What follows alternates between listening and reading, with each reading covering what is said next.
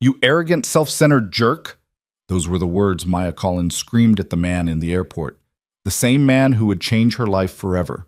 She called him spoiled, entitled, everything wrong with corporate America. What she didn't know? He was Daniel Reed, the billionaire CEO who had just hired her, the single father who built an empire from nothing, the man who would test every assumption she'd ever made about success, power, and what it means to truly earn your place. This is their story. Stay until the end, hit that like button, and comment what city you're watching from. I want to see how far this story travels. The fluorescent lights of Los Angeles International Airport buzzed overhead like angry insects as Daniel Reed moved through Terminal 5 with the controlled precision of a man who had learned long ago that wasted motion meant wasted time. At 38, he carried himself with an economy of movement that people often mistook for arrogance. Shoulders squared, jaw set, eyes fixed on a point somewhere beyond the immediate chaos of holiday travelers scrambling for gates, wrestling oversized luggage, and barking into cell phones about delays. He wasn't arrogant. He was tired. The black carry-on rolling behind him contained everything he needed for the next 72 hours. 2 pressed shirts, a change of clothes, his daughter's latest drawing folded carefully in the inside pocket of his laptop bag, and a file folder thick with contracts that represented 6 months of negotiation. This New York trip wasn't optional. The hire he was finalizing, a UX design lead who would anchor his company's expansion into immersive tech, was the linchpin of everything he'd been building for the past 3 years. His phone buzzed. A text from Rosa, his daughter's nanny. Emma ate all her broccoli, now demanding ice cream as reward. Your call, boss. Daniel's mouth twitched, the closest thing to a smile he'd managed since leaving his Brentwood home at 4:47 that morning. He typed back quickly. Half a scoop. Tell her I'll bring her a New York bagel. Love you both. Emma was 7. 7 years of bedtime stories, of scraped knees and parent-teacher conferences he never missed, of being both mother and father to a little girl who looked at him like he hung the moon. 7 years of building Reed solutions during nap time and after bedtime, of turning a tech consulting side hustle into a company valued at just over $1 billion, all while making sure Emma never once felt like she came second. That was the part the business magazines never got right. They called him ruthless, a titan. The profile in Forbes had used the word relentless 4 times. What they didn't understand was that every decision he made, every hire, every pivot, every midnight coding session, was built on a foundation of one simple question. Will this make Emma's life better? He was 50 feet from his gate when it happened. The woman appeared in his peripheral vision like a comet, all forward momentum and barely contained chaos. She was running, genuinely sprinting through the terminal in a way that immediately marked her as someone who had catastrophically underestimated Los Angeles traffic. Her carry-on bag bounced behind her at a dangerous angle. Her jacket was half falling off one shoulder, and she was looking backward, craning her neck toward the departure board, which meant she didn't see Daniel at all. The collision was spectacular. She hit him at full speed, her shoulder connecting with his chest hard enough to knock him back 2 steps. Her bag tipped, spilling its contents across the polished floor in a cascade of chaos. Laptop, tablet, charging cables, what looked like architectural sketches, a reusable water bottle that rolled in a wide arc toward a nearby trash can, and a paperback novel that skidded to a stop against Daniel's shoe. For a moment, they both froze. Daniel recovered first, his hand instinctively going to his own bag to make sure his laptop hadn't been damaged in the impact. The woman, mid-20s, he registered, with dark curly hair escaping from a messy bun and eyes that were currently wide with a mixture of shock and dawning horror, was still processing what had just happened. Are you serious right now? Daniel's voice came out sharper than he intended, edged with the frustration of a morning that had started at 4 a.m. and would end sometime after midnight. Oh my God, I'm so sorry, I didn't... She dropped to her knees, frantically gathering her scattered belongings, her voice tight with stress. I'm late, I'm so late, my flight... Maybe if you watched where you were going instead of sprinting through the airport like it's an obstacle course. Daniel bent down to pick up the novel at his feet, more out of ingrained politeness than actual desire to help. The cover showed a city skyline at sunset, the architecture of belonging by someone named Winters. The woman's head snapped up, and something in her expression shifted. The apology drained away, replaced by something harder, sharper. "Excuse me?" Daniel handed her the book, his jaw tight. "I said if you paid attention to your surroundings instead of—" "I heard what you said." She stood abruptly, stuffing items back into her bag with jerky, angry movements. "And you know what? Yes, I'm running late. Yes, I should have been looking. But maybe instead of standing there looking down at me like I've personally ruined your day, you could try having an ounce of human empathy." Daniel felt his eyebrows rise. Empathy. Yeah, that thing normal people have. She shoved her laptop into her bag with enough force that Daniel winced internally for its safety. "I just sat in traffic for 2.5 hours on the 405 because there was a jackknifed semi near LAX. I've been awake since 4 a.m. trying to finish a presentation that my former boss, decided to critique at 11 p.m. last night. And I'm about to miss the flight to the most important job interview of my entire career because apparently the universe has decided today is Destroy Maya Collins Day. Maybe you should have left earlier." The words were out before Daniel could stop them, and he knew immediately they were the wrong ones.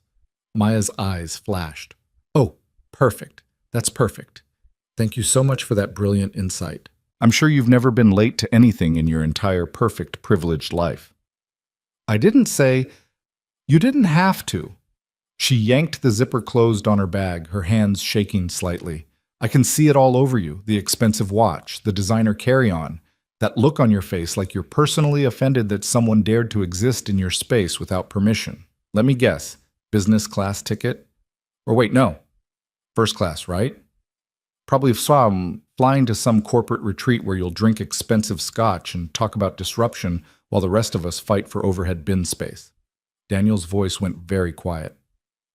"You don't know anything about me." "I know enough." Maya shouldered her bag, her face flushed.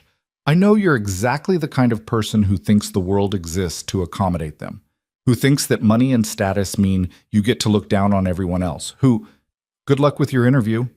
Daniel cut her off, his tone flat, professional, the same voice he used in boardrooms when someone had crossed a line they couldn't uncross. "I hope you make your flight." He turned and walked away before she could respond, his carry-on rolling smoothly behind him, his expression carefully neutral. Inside, though, something burned. Not quite anger. He'd learned a long time ago that anger was a luxury he couldn't afford. Not when Emma was watching, learning from every reaction he had, but something close to it. Frustration, maybe? Or disappointment. Behind him, he heard Maya swear under her breath, heard her bag wheels squeak as she took off running again. He didn't look back. At the gate, Daniel settled into his usual pre-flight routine. He pulled out his tablet, opened the file on Maya Collins, the UX design lead, whose portfolio had convinced him she was worth the six-figure salary and relocation package his head of HR had initially balked at. He scrolled through her work samples again. The museum app that had won 3 design awards, the accessibility interface that had been featured in Wired, the recommendation system that had increased user engagement by 340%. On paper, she was exactly what Reed Solutions needed. Creative but grounded in data. Innovative but focused on real-world implementation. Her references all said the same thing. Brilliant, dedicated, refuses to compromise on quality. He closed the file and opened his email instead, scanning through the overnight messages. His CFO had questions about the Q4 projections. His head of engineering needed approval on a server upgrade. His lawyer had sent over the final version of the employment contract ready for Maya Collins to sign once she arrived in New York. If she arrived in New York? Daniel glanced at his watch. If she'd been running for this flight, she was cutting it close. He wondered briefly if she'd make it, then pushed the thought away. Not his problem. He had enough to worry about. Emma's piano recital next week, the product launch in March, the board meeting where he'd have to defend his expansion strategy to investors who thought steady growth was somehow preferable to innovation. The gate agent's voice crackled over the speaker. "Ladies and gentlemen, we'll begin boarding for Flight 447 to JFK in just a few moments. We'd like to start with our first-class passengers, our Platinum members, and anyone requiring additional time or traveling with small children." Daniel stood, grabbing his bag. First class wasn't about luxury for him. It was about having a flat surface where he could work for 6 hours without someone's seat reclined into his laptop. It was about arriving in New York ready to function instead of cramped and exhausted. It was like everything else in his life, about efficiency.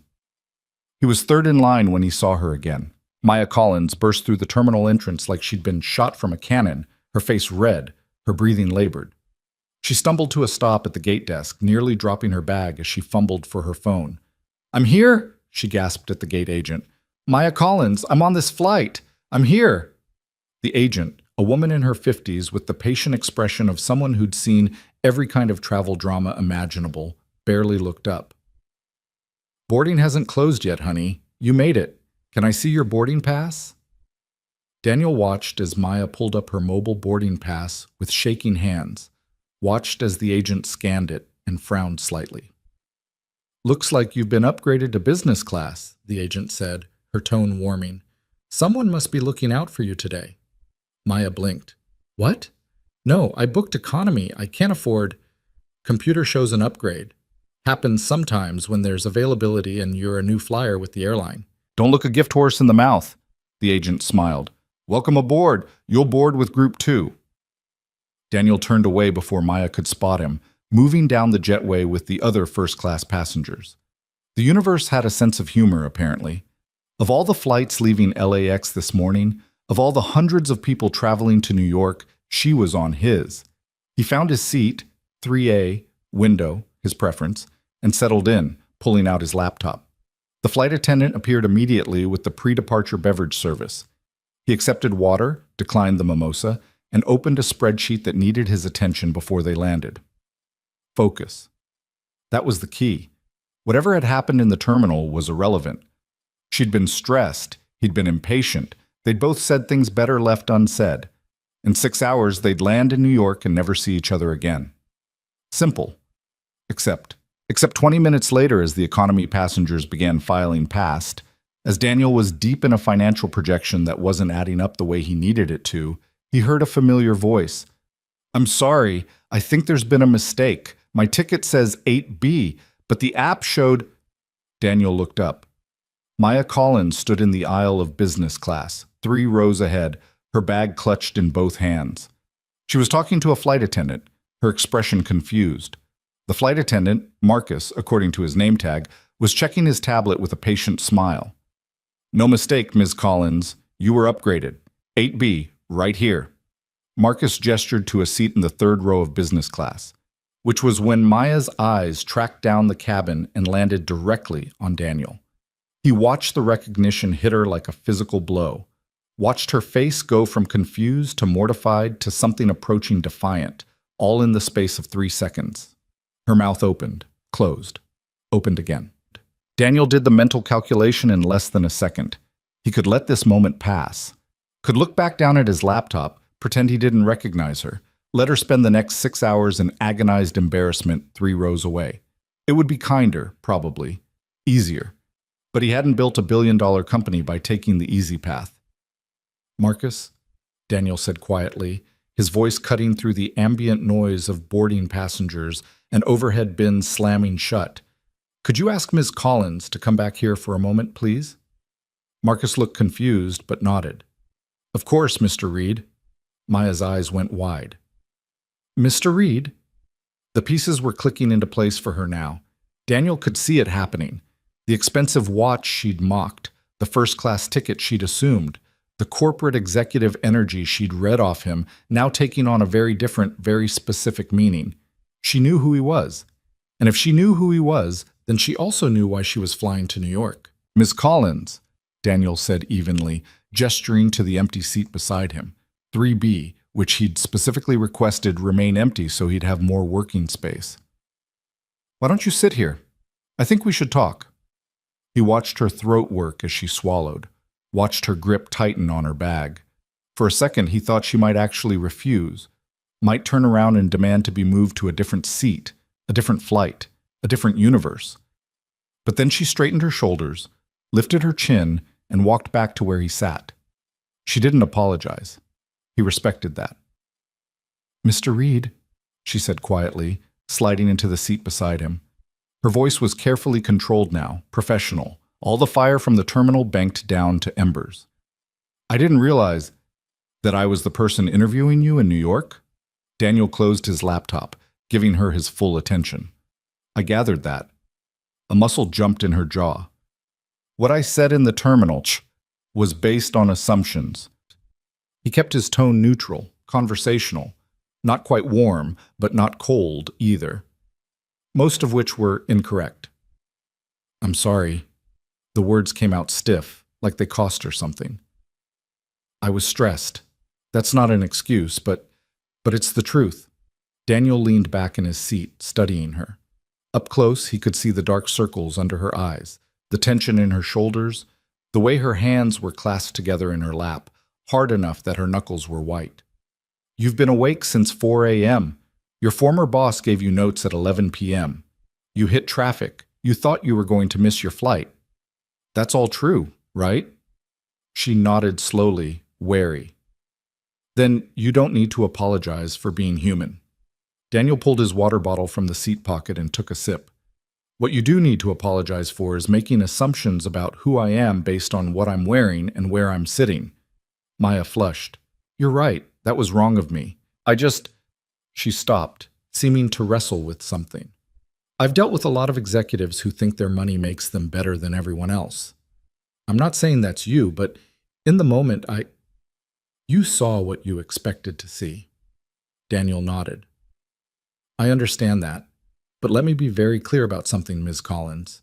I grew up in a one-bedroom apartment in Riverside with a single mother who worked 3 jobs to keep food on the table.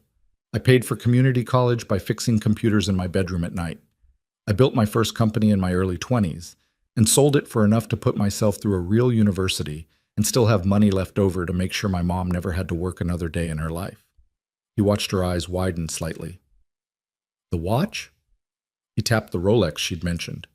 It was a gift from my daughter for my last birthday. She saved her allowance for 8 months to buy it. The carry-on? I bought it at Costco 4 years ago, and it still works fine. And yes, I fly first class, but not because I think I'm better than anyone. I fly first class because I have a 7-year-old daughter at home who needs me sharp and present, and I can't be that if I spend 6 hours crammed into a middle seat in economy. Maya looked like she wanted the airplane floor to open up and swallow her whole. I'm so sorry. I shouldn't have. No, Daniel agreed. You shouldn't have, but you did. So now we're here. The flight attendant appeared at Daniel's elbow. Can I get you anything, Mr. Reed? Miss Collins? I'm fine, thank you, Daniel said. Water, please, Maya whispered. When Marcus left, an uncomfortable silence settled between them. Around them, the last passengers were finding their seats, shoving bags into overhead compartments, settling in for the cross-country flight. The captain's voice came over the intercom, welcoming them aboard and announcing an on-time departure. Daniel let the silence stretch. He'd learned a long time ago that silence was a powerful tool in negotiation, in conflict, in any situation where information mattered. People rushed to fill silence, and in that rush, they revealed things. Maya lasted almost 2 full minutes before she broke. I really am sorry, she said again, her voice quieter now. Not just because of the job, but because you didn't deserve that. I was projecting. I was taking out my frustration with my old boss and my old company and my entire career trajectory on a stranger who had the bad luck to be standing where I was running. Your old company, Daniel said. The one you're leaving. She nodded. Zenith Design. I spent 3 years there. 3 years of my best work, my most creative ideas, my late nights and weekends. And you know what I got for it? What? Credit for my boss. Every single thing I created, every award-winning interface, every innovative solution, his name on it, his promotions, his speaking engagements. Her voice was tight with old anger. When I finally called him out on it, when I said I deserved recognition for my work. You know what he told me? Daniel waited. He said I should be grateful he was giving me the opportunity to learn from him, that exposure to his leadership was worth more than any title or credit, that if I was really talented, I wouldn't need external validation. Gaslighting, Daniel said flatly. Maya blinked. What? That's called gaslighting, taking credit for your work and then making you feel entitled for wanting basic professional respect. Daniel's jaw tightened. I've seen it before. usually from executives who know they've been promoted past their competence level and are desperate to maintain the illusion. That's... Maya stopped. Yes, that's exactly what it was.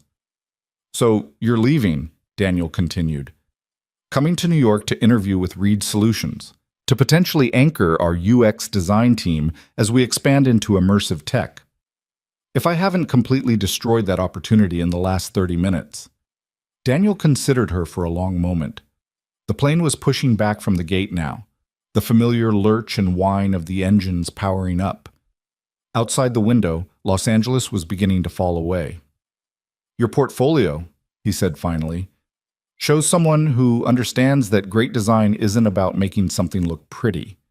It's about making something work, making it accessible, making it serve the people using it instead of the people building it. Maya nodded slowly. Your references all say the same thing. You're brilliant, you're dedicated, and you don't compromise on quality, that you'll fight for the user even when it's not the easy path. Daniel pulled out his tablet, opened her file. This museum app you designed, the one that won the AIGA award. Tell me about it. She hesitated.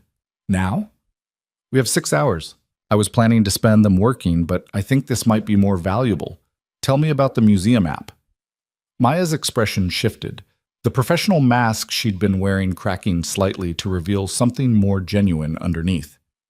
The brief was to create a digital guide for the Los Angeles Natural History Museum, something that would enhance the visitor experience without replacing the actual exhibits.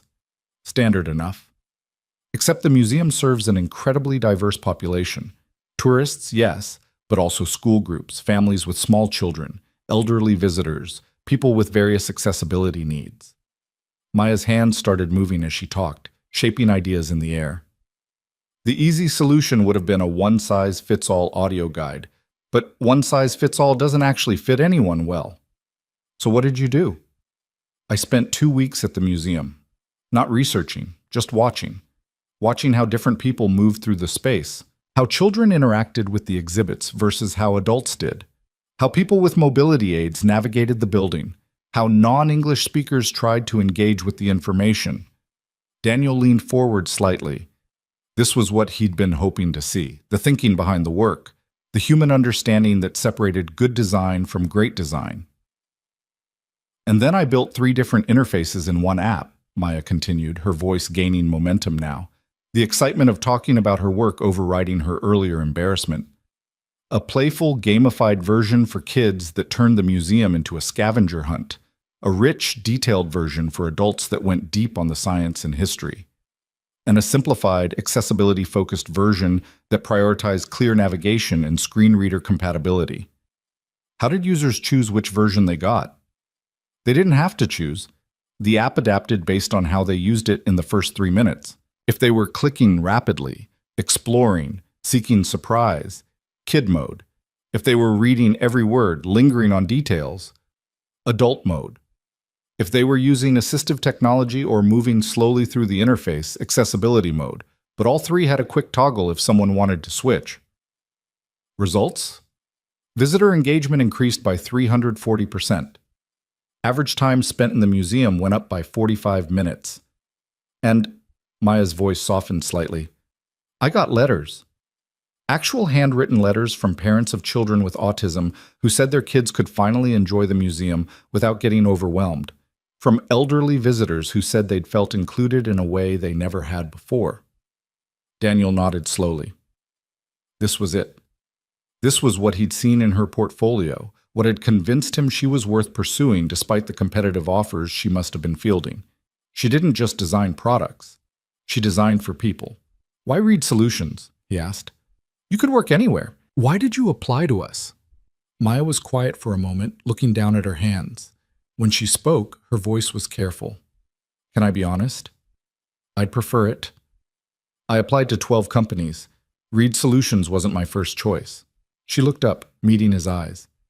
Your company was smaller, newer, less prestigious than some of the others. On paper, it wasn't the obvious move. But when I researched you, when I read about how you built the company while raising your daughter alone, about how you turned down acquisition offers because you wanted to maintain control over your culture, about how you require every executive to spend time in customer service before they're allowed to touch product decisions. She paused. That's when I realized prestige didn't matter. What mattered was working somewhere that actually gives a damn about doing things right instead of just doing things fast. The plane lifted off, Los Angeles dropping away beneath them in a sprawl of highways and houses and palm trees.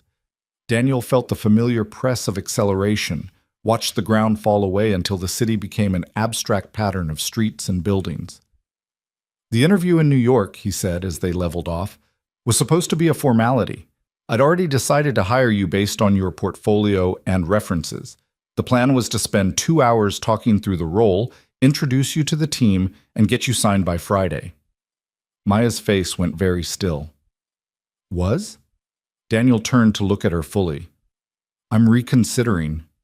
He watched her absorb that, watched the flash of panic cross her face before she controlled it. Because of what happened in the terminal? Partially. Daniel kept his voice even. But not for the reason you think. What you said to me was rude, yes. It was based on assumptions, yes. But it was also honest. You were stressed, you lashed out, and you didn't try to justify it afterward. You owned it. Then why? Because I need to know who I'm actually hiring. Daniel gestured between them. The woman who crashed into me in the terminal, stressed, running late, making snap judgments, that's real. The woman talking about the museum app, passionate, thoughtful, focused on impact, that's also real. But I've been in business long enough to know that everyone has a good interview face. What I need to understand is which version of Maya Collins shows up when things get hard. Maya's eyes narrowed slightly. Is this a test? Everything is a test, Ms. Collins. The question is whether you're going to pass it. For the next hour, they talked. Not an interview exactly, but something more probing. Daniel asked about failures, projects that hadn't worked, designs that had missed the mark, conflicts with colleagues. He asked about her design philosophy, her thoughts on the direction of UX in emerging tech, her opinions on accessibility standards that most designers considered optional. Maya didn't try to snow him. When he asked about a healthcare app that had been poorly reviewed, she didn't make excuses. I let the client bully me into compromising on the user testing timeline. We launched with interfaces that looked good but didn't actually work for the people using them, mainly elderly patients trying to manage their medications. The app failed, and it deserved to fail. I learned that looking good in a demo is worthless if it doesn't work in real life. What would you have done differently? Fought harder. Said no. Been willing to walk away from the project if they wouldn't commit to proper testing. She met his eyes. I was younger then, more afraid of losing the opportunity. Now I know that some opportunities aren't worth having if they require you to do bad work. Daniel appreciated that. Too many designers were precious about their work, unable to see or admit flaws. Maya had the confidence to own her mistakes. They talked about the immersive tech space, VR, AR, mixed reality interfaces. Maya had opinions, strong ones, about the industry's tendency to prioritize novelty over usability. Every VR demo I see is the same, she said, her hands moving again as she talked. Stunning graphics, incredible environments, complete disregard for the fact that 40% of users get motion sick within 10 minutes. We're building theme park attractions when what we should be building are tools people can actually use for more than a brief wow moment. So how do you fix it? Start with the human, not the hardware. Map out real use cases first. Understand the physical limitations of the technology, the weight of the headset, the isolation from your environment, the learning curve of new interaction models. Then design within those constraints instead of pretending they don't exist. She paused. It's not sexy. It doesn't make for good marketing videos, but it's what's going to move the technology from gimmick to genuinely useful. They were 2 hours into the flight when the conversation shifted. Daniel had been describing Reed Solutions' culture, the flat hierarchy, the emphasis on direct communication, the expectation that everyone, including executives, spent time directly engaging with users. It sounds ideal, Maya said carefully, almost too ideal. You think I'm overselling it? I think every company says they value transparency and collaboration and putting users first. Very few actually do it when it's inconvenient. Daniel smiled slightly. Fair. So let me tell you about last quarter. We had a major client, a healthcare network worth 8 figures in annual revenue. They wanted us to build a patient portal that would let their users access medical records, schedule appointments, message providers. Standard stuff. Except their requirements included dark patterns, buried opt-outs for data sharing, pre-selected checkboxes for marketing communications, design choices that would actively confuse vulnerable users into giving away more data than they intended. Maya's expression darkened. Let me guess, they said it was industry standard. Exactly. And it is standard, unfortunately. My head of sales wanted to take the contract. 8 figures is 8 figures, and the revenue would have made our quarterly numbers look fantastic for investors. Daniel looked out the window at the clouds below. I said no. We restructured the entire proposal to remove the dark patterns, knowing it would probably cost us the contract. It did. They went with a competitor who was happy to build what they wanted. That must have been expensive. It cost us the contract, it cost us the quarterly revenue bump, and it cost me a very uncomfortable board meeting where I had to defend why I'd turned down millions of dollars on principle. Daniel turned back to her. But it also meant I could look my daughter in the eye when she asked what I did at work. It meant my team knew that when I said we valued ethical design, I meant it. And 6 months later, that competitor's design was featured in a ProPublica investigation about manipulative healthcare interfaces. We dodged a bullet. Maya was quiet for a long moment. Your board must have loved that. My board understands that long-term reputation is worth more than short-term revenue. Mostly because I structured the company to maintain majority control precisely so I could make decisions like that without being overruled by investors who think quarterly earnings are the only thing that matters. Is that what you meant earlier, about turning down acquisition offers? Partially. I've had 3 serious offers to sell Reed Solutions. All of them would have made me absurdly wealthy, wealthier than I already am anyway. But all of them also would have meant giving up control. Watching the company get absorbed into some larger corporate structure where the focus shifts from doing good work to maximizing shareholder value. Daniel shook his head. Emma already has a trust fund that will set her up for life. What she doesn't have is a lot of time with me before she's grown and gone. I'd rather build something I'm proud of and be present for her childhood than build something huge and miss it. That's... Maya stopped, seeming to search for words. That's not how most executives talk. Most executives don't have to do bedtime stories every night. She smiled at that, a real smile that softened her entire face. What's she like? Your daughter? Daniel felt the familiar warmth that always came when people asked about Emma. She's 7 going on 30, reads at a 5th grade level, has opinions about everything, wants to be either a marine biologist or a Broadway star, depending on which day you ask her. He pulled out his phone, showed Maya the lock screen, a photo of Emma on his shoulders at the beach, both of them laughing, her hands covering his eyes while he pretended to stumble. She's the reason for all of this, not just the company, all of it. Maya studied the photo. She looks happy. She is happy. That's what matters. Daniel put the phone away. Her mother left when Emma was 6 months old, decided motherhood wasn't for her, which is fine. People should be honest about what they want. But it meant I was suddenly a single father with a startup and no idea what I was doing. That must have been terrifying. It was. I thought about giving up the company, getting a stable 9-to-5 job, focusing entirely on Emma. But he paused, remembering those early days, the exhaustion, the doubt. But I realized that settling for stability instead of building something meaningful would teach Emma the wrong lesson. I wanted her to see that you can work hard and be present, that you can build something you're proud of without sacrificing the people you love, that success isn't about money or prestige, it's about doing work that matters and being there for the people who need you. Did it work? Daniel thought about Emma's last parent-teacher conference, where her teacher had described her as remarkably empathetic and confident.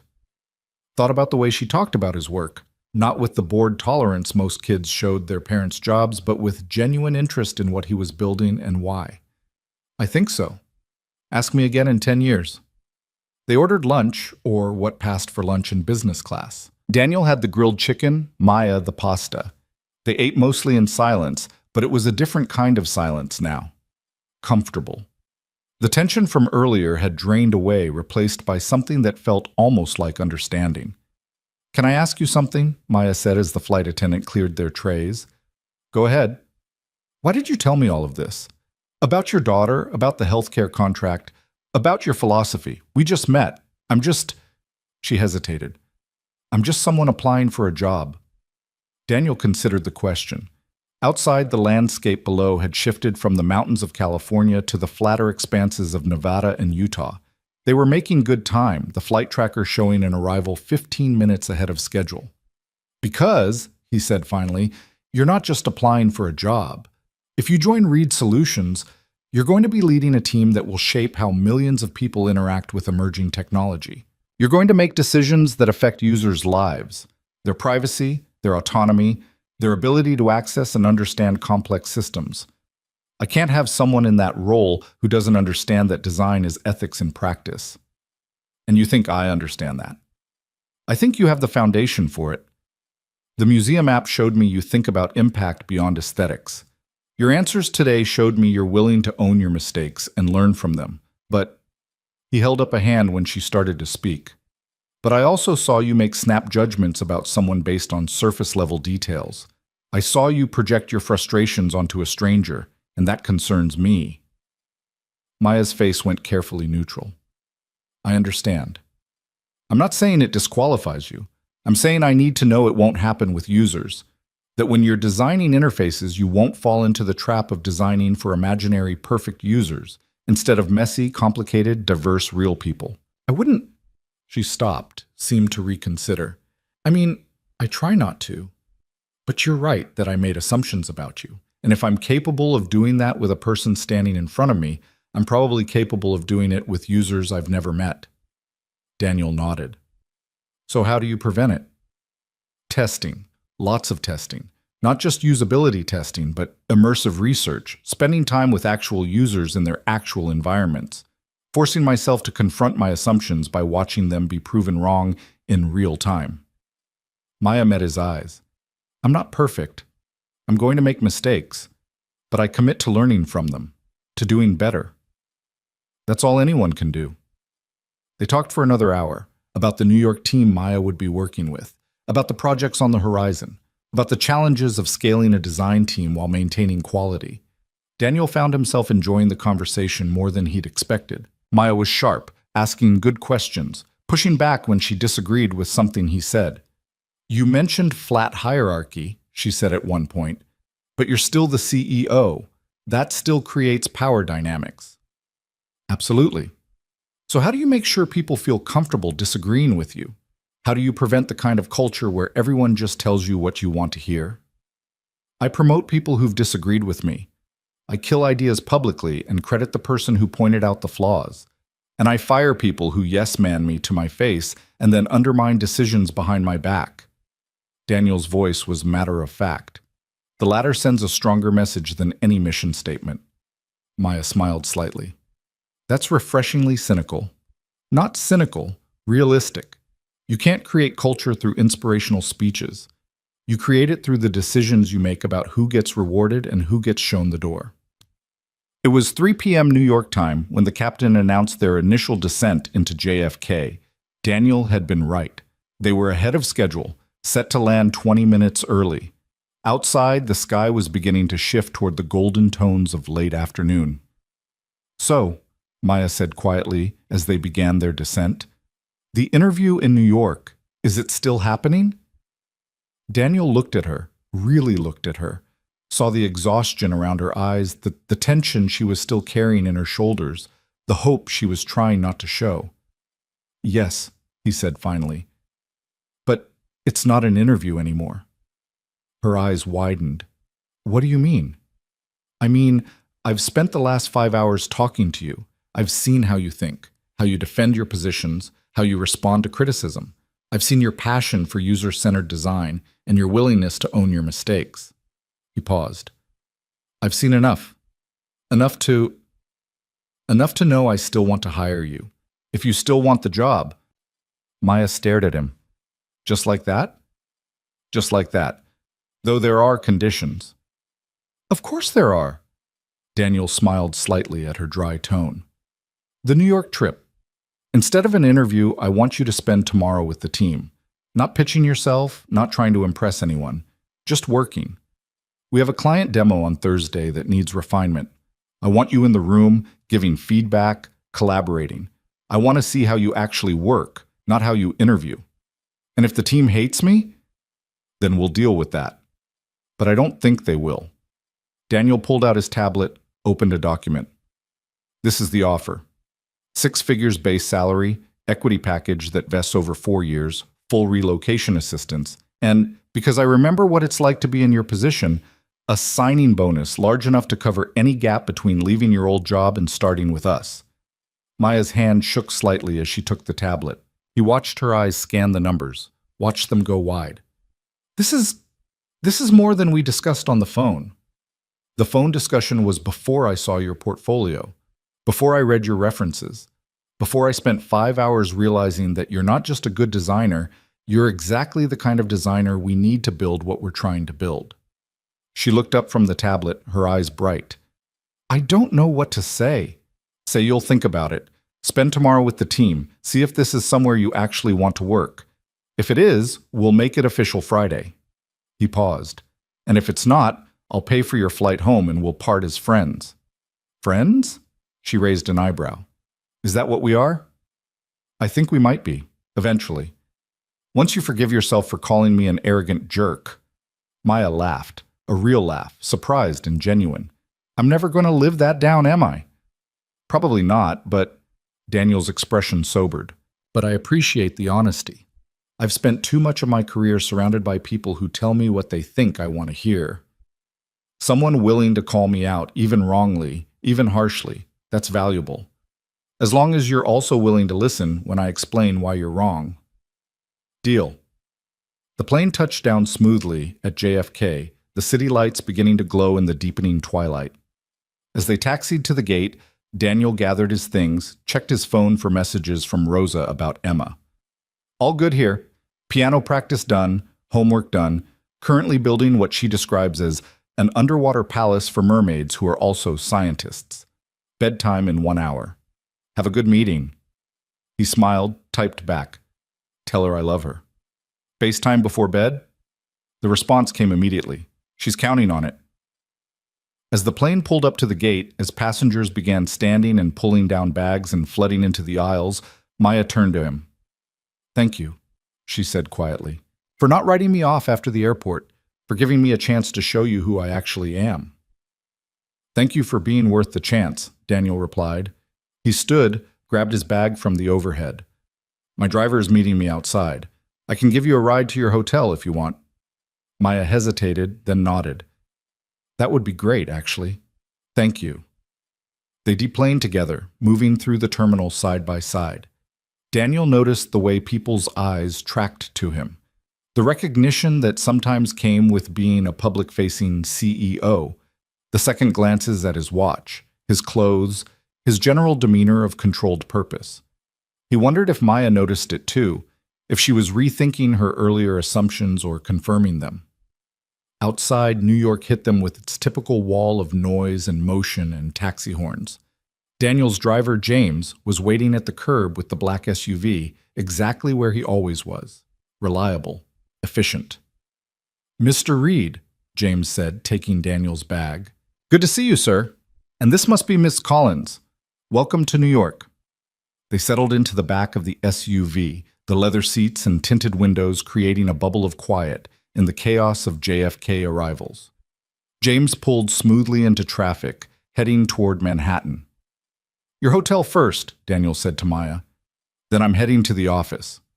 The office? It's almost 7 p.m. And I have 3 hours of work before I can FaceTime with Emma at her bedtime. He pulled out his laptop. Standard evening for me.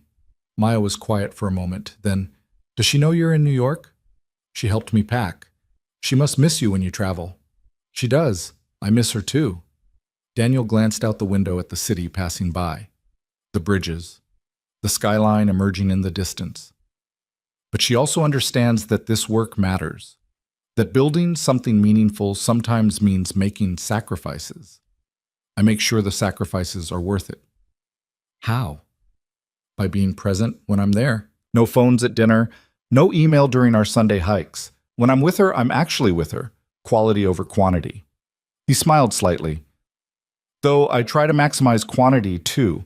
I work from home twice a week. I coach her soccer team. I'm room parent for her class. The work matters, but she matters more. The drive to Maya's hotel took 40 minutes. They spent most of it in comfortable silence, both working on their laptops, occasionally exchanging comments about what they were seeing. Daniel finished 3 emails and started on a 4th when Maya spoke. "Can I ask you something personal?" Daniel looked up. "Go ahead." "Her mother, the one who left. Do you ever—" She hesitated. "Do you ever regret how things worked out?" "No." The answer was immediate, honest. "I regret that Emma doesn't have a mother who wants to be involved in her life. I regret that she'll grow up with that absence, that wound. But do I regret being her primary parent? Not for a second. She's the best thing that ever happened to me. Everything else is just details." Maya nodded slowly. "You're a good dad." "I'm a present dad. That's the baseline, not an achievement." The SUV pulled up to Maya's hotel, a boutique place in Midtown, close enough to the office for convenience but far enough from Times Square to avoid tourist chaos. James got her bag from the trunk. "I'll have a car pick you up at 8 a.m., Daniel said as she stood on the sidewalk. "The team gets in around 8:30. Plan for a full day. We'll work through lunch." "I'll be ready." She paused. "And Daniel, thank you for everything today, for not being who I assumed you were." He smiled. "Thank you for being exactly who you turned out to be. Get some rest, Maya. Tomorrow's when the real work starts." He watched her walk into the hotel, then signaled James to continue to the office. As they drove, Daniel opened his calendar for the next day. Meetings, calls, the client demo prep Maya would be joining. It was going to be tight, fitting everything in before his Friday afternoon flight back to LA. But that was fine. Tight schedules were nothing new. What mattered was making every minute count. Making sure that when he got back to LA on Friday evening, when Emma ran to meet him at the door demanding her New York bagel and wanting to hear about everything he'd done, he'd have something real to tell her. Something that mattered. At the office, Daniel worked until almost 10 p.m. The building was quiet, most of the staff long gone, but he preferred it this way sometimes. The silence let him think, let him focus without the constant interruptions of people needing decisions, approval, direction. At 10:15, he closed his laptop and pulled out his phone. Emma would be asleep by now, but he texted Rosa anyway. "Home soon. Tell Emma I love her. See you Friday." The response came a minute later. "She left you a drawing on your desk. Says it's you and her in New York next time. You're gonna melt when you see it. Travel safe, boss." Daniel smiled, pocketed his phone, and headed out into the New York night. Tomorrow would bring Maya back. Bring new challenges, bring the slow, careful work of integrating someone new into a team that had learned to trust each other. It wouldn't be easy, but nothing worth doing ever was. And as he climbed back into the SUV for the ride to his hotel, as the city lights blurred past the window and he thought about Emma's drawing waiting on his desk 3,000 miles away, Daniel Reed felt something he didn't often let himself feel. Hope. Hope that Maya would work out. Hope that the expansion would succeed.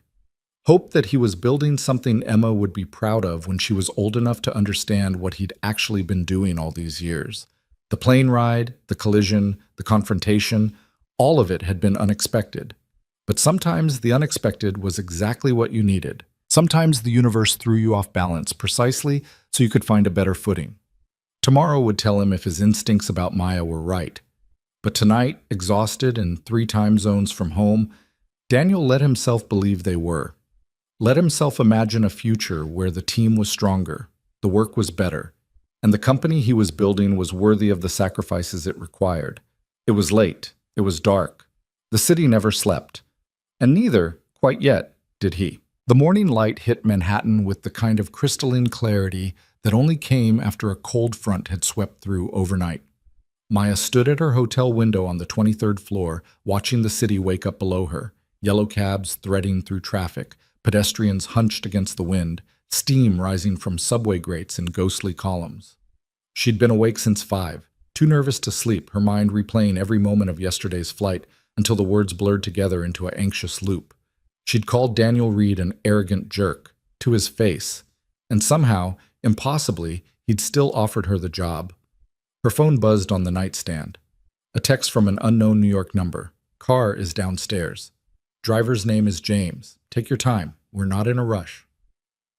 Maya grabbed her bag, the same one that had exploded across LAX's terminal floor 24 hours ago, now carefully repacked, and headed down. In the lobby, James was waiting with the same patient smile he'd worn last night, holding a coffee cup with her name written on it in neat handwriting. "Mr. Reed thought you might need this," James said, handing her the cup. "He said to tell you it's black, but there's cream and sugar in the car if you want it." Maya took the coffee, feeling something complicated twist in her chest. Daniel had remembered, from their conversation on the plane, from the moment when the flight attendant had offered cream and she'd declined, he'd remembered how she took her coffee. It was such a small thing, but it landed with unexpected weight. The Reed Solutions office occupied 3 floors of a converted warehouse in the Flatiron district. Inside, the space was exactly what Maya had expected from Daniel's description. Open floor plan, lots of natural light, whiteboards covered in sketches and diagrams, the kind of organized chaos that came from people actually working instead of performing work. A few employees were already at their desks despite the early hour, most with headphones on, lost in their screens. Daniel was in a glass-walled conference room on the 2nd floor, visible from the entrance. He was standing at a whiteboard, marker in hand, talking with 2 other people Maya didn't recognize. When he saw her step off the elevator, he raised a hand in acknowledgement, but didn't stop his conversation. Maya appreciated that. No performance, no special treatment, just a simple recognition that she'd arrived.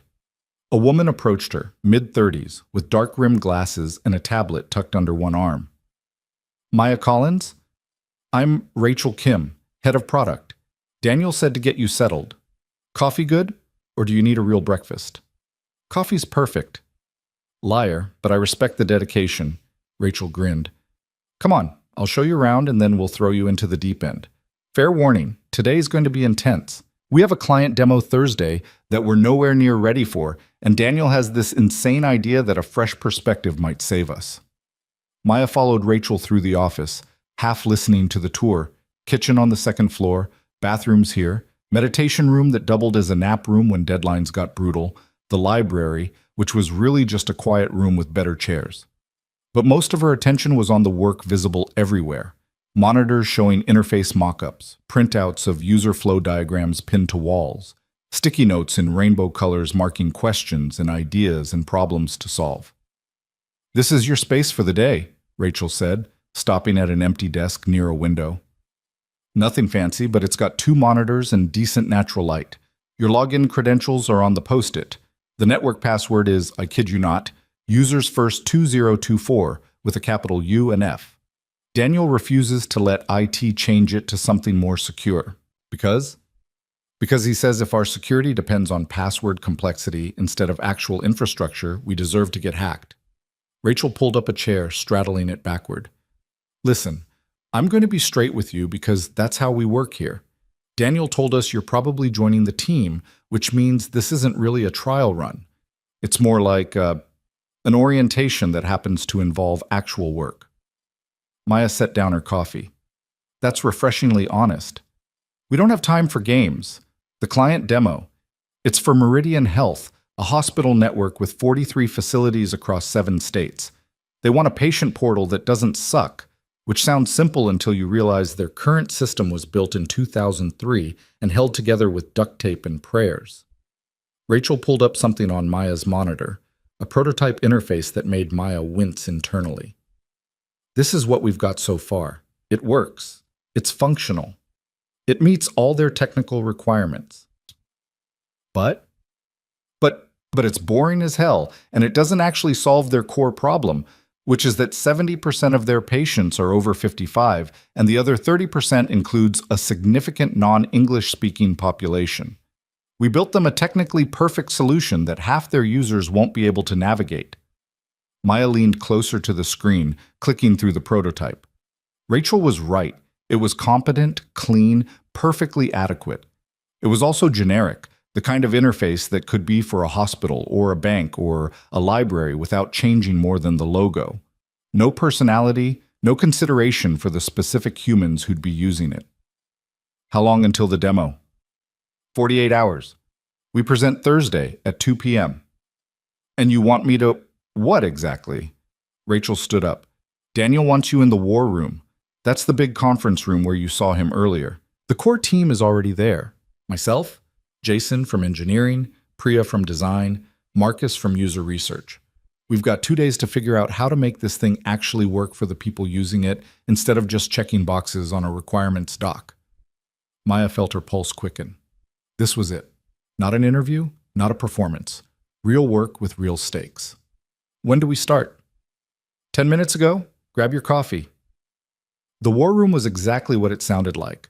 A large conference space that had been converted into a command center for the Meridian project. 3 walls were covered in printouts, user personas, flow diagrams, competitive analysis. The 4th wall was floor-to-ceiling glass overlooking the street below. Daniel stood at the main whiteboard, still holding his marker, now facing the full team.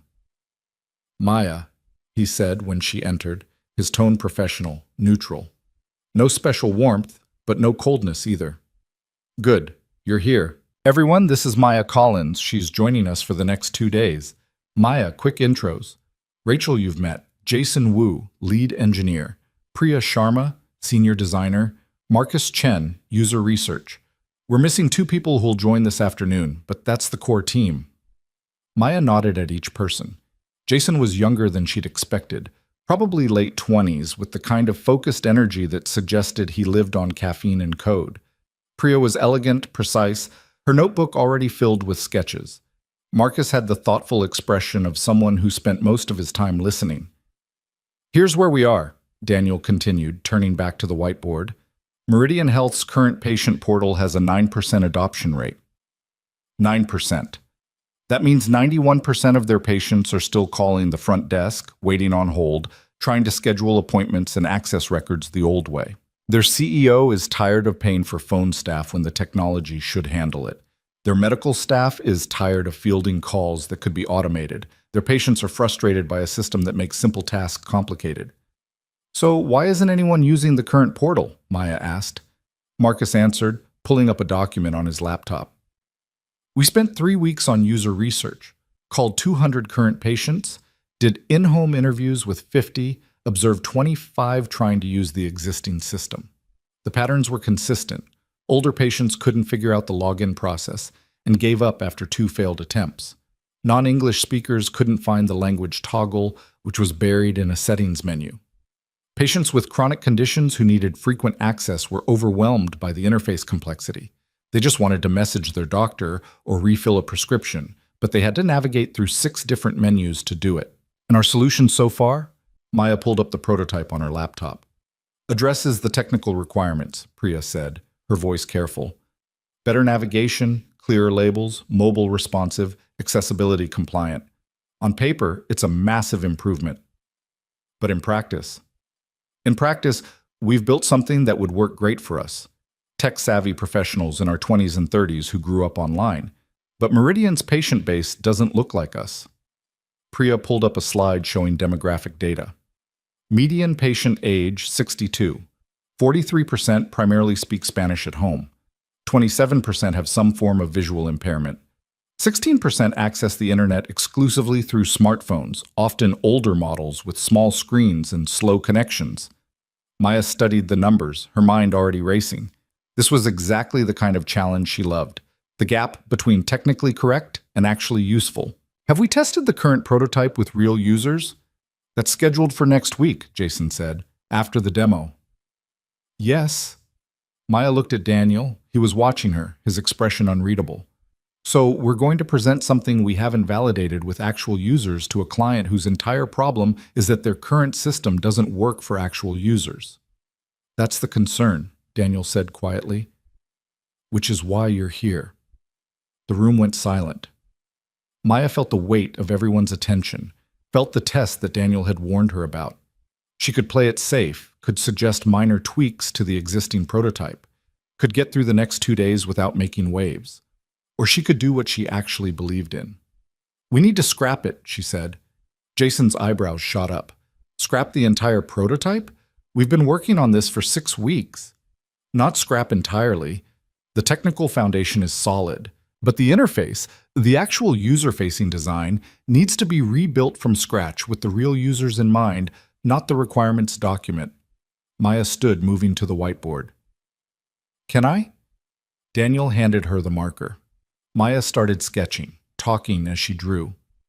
"The problem with the current design is that it's trying to be one thing for everyone. One login flow, one navigation system, one way of accessing information. But your users aren't one type of person. There are at least 3 distinct groups with completely different needs and capabilities." "So we build 3 different interfaces?" Priya asked. "No, we build one interface with 3 different entry points that adapt based on how the user engages with it." Maya drew 3 boxes on the whiteboard. First entry point, simplified mode for patients who just want to do one thing quickly. Schedule an appointment, request a prescription refill, send a message to their doctor. No navigation menus, no complex workflows. Just a clear question. What do you need to do today? She drew a second box. Second entry point, comprehensive mode for patients managing chronic conditions who need regular access to multiple features.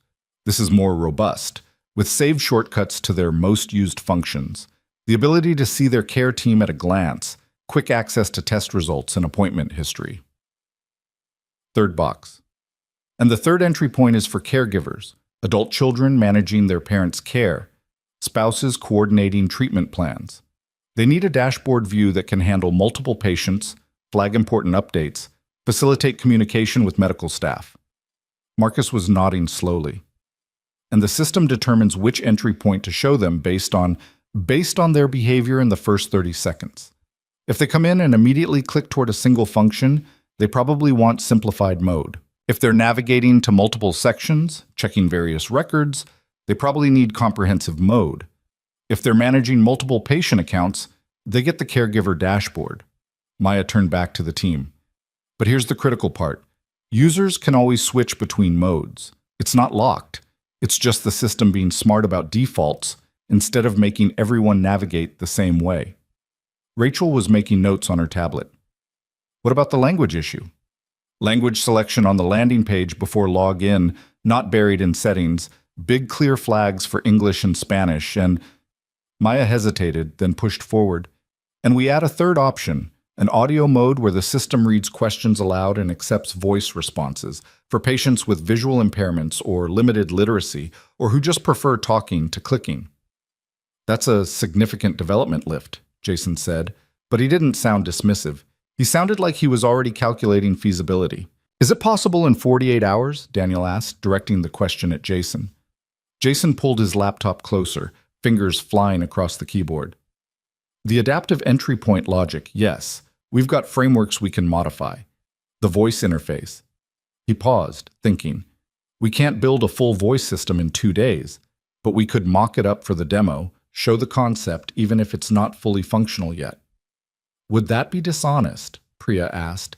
Showing something in a demo that doesn't actually work? Not if we're clear about it, Daniel said. We present it as a roadmap item, not a current feature. Show them where we're going, not just where we are. He looked at Maya. What else? Maya felt adrenaline coursing through her veins, the familiar high of solving a puzzle that mattered. The visual design. Right now it's very corporate, clean, professional, safe. But it's also cold. These are patients dealing with health issues, often scary or stressful ones. They need an interface that feels supportive, not clinical. Meaning, warmer colors, friendly, encouraging microcopy instead of formal instructions. Celebrations for small wins. You completed your health assessment. Here's a positive message. You remembered to log your medication? Good job. Little moments of humanity in what's usually a very dehumanizing system. Priya was already sketching. I like this. It fits with some research I did about healthcare app retention. Emotional design isn't just about aesthetics, it's about building trust. They worked through the morning without stopping, barely noticing when 1 p.m. came and went. Someone ordered sandwiches that appeared on the conference table and disappeared just as quickly. Maya found herself in the flow state she associated with her best work, that place where time became elastic and every problem suggested its own solution, and the boundaries between thinking and doing dissolved. Daniel stayed in the room but said little, mostly observing, occasionally asking clarifying questions. Maya noticed the way he listened, the way he let the team debate without immediately imposing his own opinions. When Jason and Priya disagreed about navigation hierarchy, Daniel didn't referee. He just asked, "What would the user want?"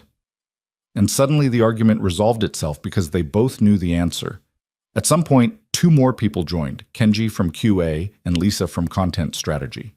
They caught up quickly, absorbed into the work like they'd been there all along. Lisa immediately started revising the microcopy, replacing enter credentials with welcome back, and error invalid input with let's try that again. Small changes that shifted the entire emotional tone. By 4 p.m., they had the bones of a new design. Not complete, not polished, but substantively different from what they'd started with. The prototype was being rebuilt in real time. Jason and Priya tag-teaming on the implementation, while Maya and Marcus mapped out the user flows that would support the adaptive interface. "We need to test this," Marcus said, looking up from his laptop. "Even a rough version. We need real users looking at this before we walk into that demo." "Agreed," Daniel said. "Can we get people in here tonight?" Marcus checked his phone. "I can probably get 5 or 6 patients from our research pool on short notice. Not ideal, but better than nothing." "Do it. Offer them dinner and $100 each for an hour of their time." Daniel stood, stretching. Maya noticed the tiredness around his eyes, the subtle signs of a man running on fumes and force of will. "Maya, can you stay for the testing sessions?" "Of course." "Good. The rest of you go home at a reasonable hour. I want fresh eyes tomorrow." He checked his watch. "It's 4:15. If you're not out of here by 7, I'm physically escorting you to the elevator." The team started packing up, but the energy in the room had shifted. Maya could feel it, the cautious optimism, the sense that maybe they'd found something that could actually work. Rachel stopped by Maya's borrowed desk on the way out. "That was impressive," she said quietly. "The way you just walked in and reconceptualized the entire approach. Most people would have been intimidated. Most people wouldn't have been dumb enough to tell the CEO he's an arrogant jerk 12 hours before their first day," Maya replied. Rachel laughed. "Daniel told us about the airport. He said it was the most honest feedback he'd gotten in months." She lowered her voice. "Look, I'm going to give you some unsolicited advice. Daniel doesn't hire people to agree with him. He hires people to make the work better. The worst thing you could do here is start second-guessing yourself or trying to read what he wants instead of saying what you think. Noted. Also, he's going to work until midnight if someone doesn't stop him. He does this thing where he tells everyone else to go home and then just keeps going. If you're staying for the testing sessions anyway, maybe make sure he eats something other than coffee and granola bars." Maya found Daniel back in the war room an hour later, FaceTiming with someone. Through the glass, she could see his entire demeanor change, the executive posture softening, his smile going genuine and warm. She couldn't hear the conversation, but she could see him laughing at something, holding up a drawing to the camera, his expression pure affection. When he ended the call, Maya knocked on the doorframe. "That was Emma," Daniel said, setting his phone down. "She wanted to show me the science project she's working on. Something about volcanoes and baking soda. The classic. She's very serious about it. Apparently there's a presentation component and she's already planning her speech." He gestured to the chair across from him. "Testing subjects should be here in about 30 minutes. You ready?" "Ready. Though Rachel told me to make sure you eat something." Daniel smiled slightly. "Rachel mothers everyone. It's one of her better qualities." "Is she wrong?" "No, but don't tell her that. There's Thai food coming. Marcus ordered for everyone staying late." He pulled out his laptop, started reviewing something. "How are you feeling about today?" Maya considered the question. "Terrified, energized, like I might have just volunteered to rebuild a plane while it's in mid-flight." "That's accurate. This is high risk. If we present this new direction and Meridian hates it, we lose a major contract and waste 6 weeks of work." Daniel's voice was matter-of-fact. "If they love it, but we can't deliver on the timeline, we damage our reputation. And if they love it, and we do deliver, but it doesn't actually work for their patients, we've failed everyone. So why are we doing it?" Because the alternative is presenting something safe that we know won't solve their actual problem. And I didn't build this company to play it safe. He looked at her directly. I need to know you understand what you're signing up for. This isn't going to be the hardest project you work on here. It's going to be fairly typical. We take risks. We rebuild things when they're not right. We bet on doing the right thing over doing the easy thing. I understand. Do you? Because there's a version of this career where you take a stable job at a big company, work on incremental improvements, collect a steady paycheck, and never have to worry about whether your work actually matters. That's a legitimate choice. No judgment. Maya thought about her last 3 years at Zenith Design, the steady paycheck, the incremental improvements, the slow deadening of excitement until work became something to endure instead of something to care about. I didn't get into design to make safe choices.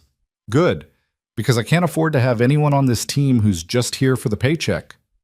Daniel's phone buzzed and he glanced at it. Food's here. Come on, let's eat before the chaos starts.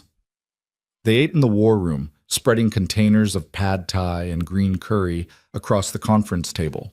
Marcus and Priya joined them, and the conversation flowed easily between work and not work. Marcus talked about his daughter's basketball team.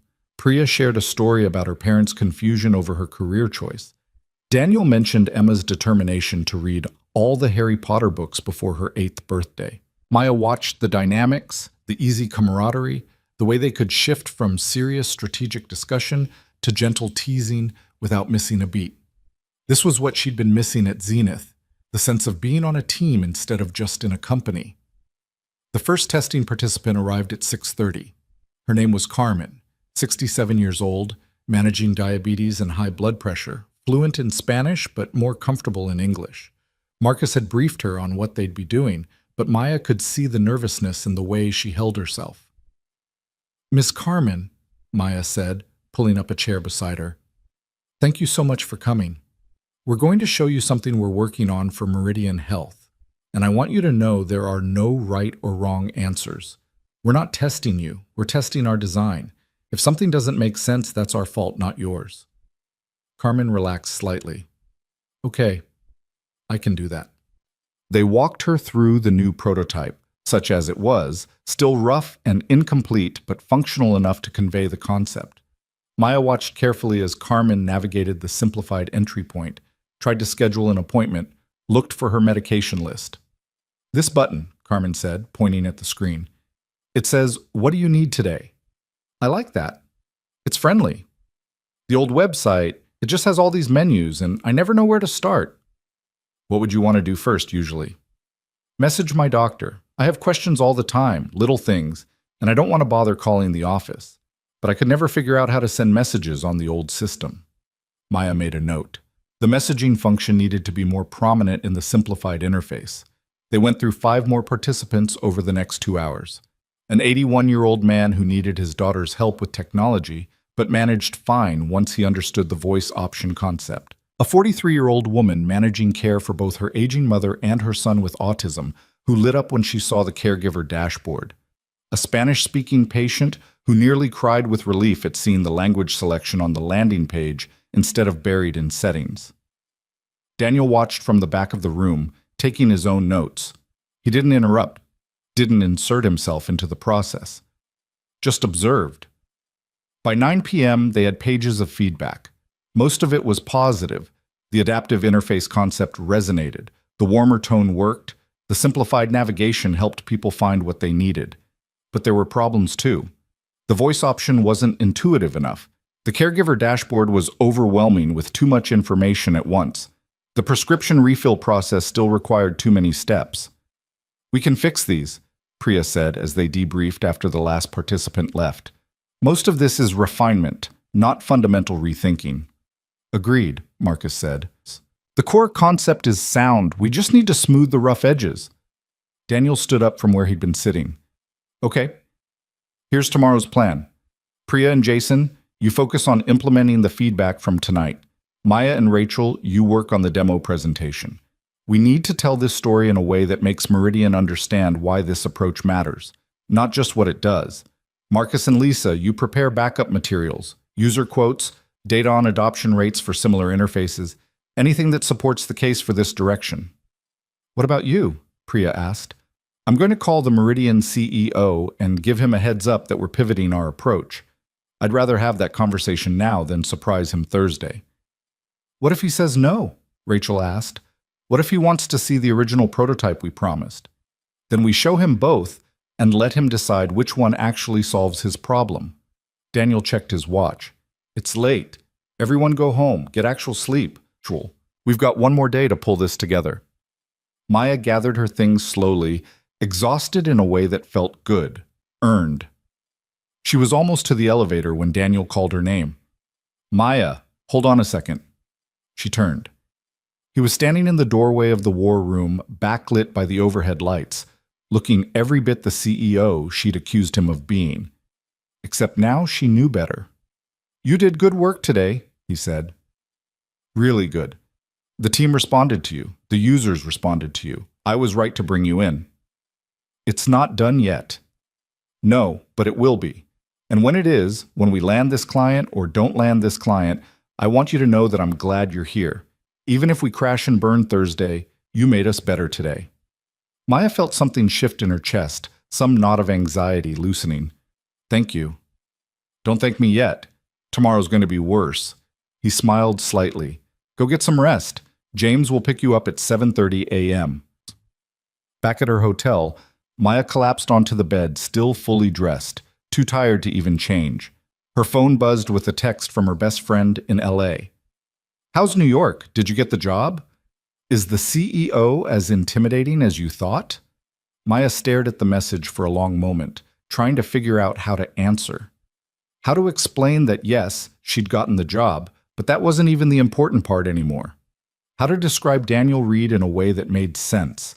The single father who ran a billion-dollar company from a place of principle instead of profit, who valued honesty over politeness, who trusted his team enough to let them argue with him.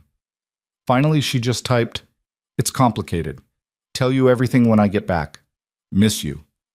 She fell asleep with her phone in her hand, still dressed, dreaming of interfaces and user flows, and a little girl she'd never met who collected her allowance to buy her father an expensive watch. Tomorrow would bring the final push. Tomorrow would bring the demo that could make or break everything. Tomorrow would tell her if the risk she'd pushed the team to take was brilliance or disaster. But tonight, in a hotel room in Manhattan with the city lights bleeding through the curtains and exhaustion pulling her down into sleep, Maya Collins felt something she hadn't felt in 3 years at Zenith Design. She felt like she was exactly where she was supposed to be. Maya woke at 5 a.m. to her phone buzzing insistently on the nightstand. She'd forgotten to silence it before falling asleep. Still wearing yesterday's clothes, her laptop bag spilled across the floor where she'd dropped it. The screen showed 3 missed calls from a California number she didn't recognize and a text from Rachel. Emergency. Conference call at 6 a.m. Check your email. Her stomach dropped as she fumbled for her laptop. The email was from Daniel, time-stamped 4:47 a.m. New York time, sent to the entire Meridian team with a subject line that made her heart race. Client situation. Urgent. The message was characteristically brief. Meridian's CEO called at midnight. Their board moved the demo up to today at noon due to scheduling conflicts. We have 6 hours, all hands on deck. Coffee's already brewing. Maya was in the shower 4 minutes later, her mind racing through everything that still needed to be done. The prototype wasn't finished. The presentation wasn't polished. They'd planned for another full day of refinement, and now that day had just evaporated. She dressed in the same blazer she'd worn yesterday, wrinkled now, but it would have to do, and was downstairs in the lobby when James pulled up at 5:52 a.m. Rough morning, Ms. Collins, James asked, taking in her damp hair and obvious stress. You could say that. Mr. Reed was already at the office when I arrived at 5:30. He looked like he hadn't slept. James pulled into traffic, navigating the empty pre-dawn streets with practiced efficiency. But then again, he usually looks like that before big presentations. The man runs on willpower and stubbornness. The office was blazing with light when they arrived, every floor illuminated like a beacon in the dark city. Maya could see figures moving inside, silhouettes against the windows. When she stepped off the elevator, the controlled chaos hit her immediately. Jason was at his standing desk with 3 monitors going, fingers flying across the keyboard. Priya had commandeered an entire wall, printouts of interface screens arranged in a massive grid. Rachel was on a phone call, pacing, her voice tight with tension. Daniel was in the war room, standing at the whiteboard again, this time with Marcus and 2 people Maya didn't recognize, a woman in an expensive suit and a younger man in wire-rimmed glasses who had lawyer written all over him. That's Stephanie from business development and Andrew from legal, a voice said beside her. Maya turned to find Lisa, the content strategist, holding 2 cups of coffee. She handed one to Maya. They got called in because moving the demo up means we might need to accelerate the contract timeline if Meridian says yes.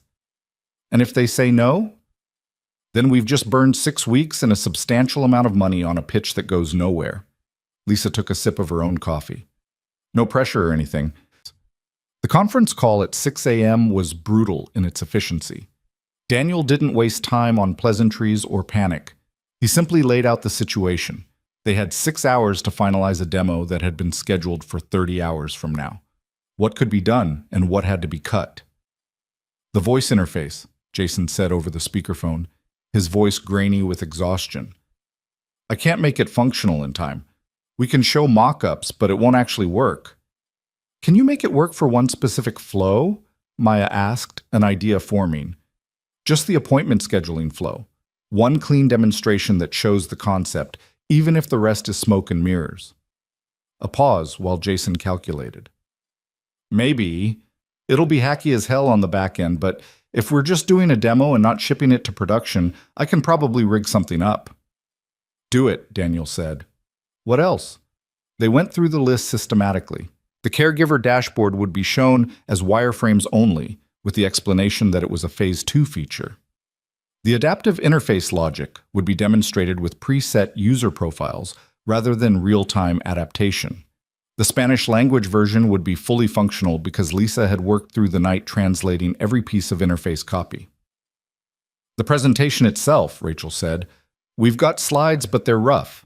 Maya and I were supposed to spend today making them compelling. How rough? Daniel asked. Functional, but not beautiful. We've got the story arc, we've got the data, we've got the user quotes. What we don't have is polish. Daniel was quiet for a moment. Maya could see him thinking, weighing options, making the kind of calculation that separated good leaders from great ones. Beautiful doesn't matter if the story is right. Meridian's CEO doesn't care about design awards. He cares about solving his problem. So we focus on that. Every slide needs to answer one question. How does this solve your problem better than what you have, or what anyone else is offering? I can do that, Maya said, surprised by the certainty in her own voice. Give me 2 hours with the slides, and I'll make them tell that story. You've got 90 minutes, Daniel replied. We need 30 minutes before the demo to do a full run-through with the team. No surprises, no last-minute discoveries that something doesn't work. He paused. And everyone eats breakfast. I don't care how busy you are. Low blood sugar makes for bad decisions. There's food in the kitchen. The call ended, and the real work began. Maya took over a small conference room with Rachel, spreading printouts of the slides across the table like pieces of a puzzle. The skeleton was there. Introduction, problem statement, current solution analysis, proposed approach, demonstration, implementation timeline, pricing.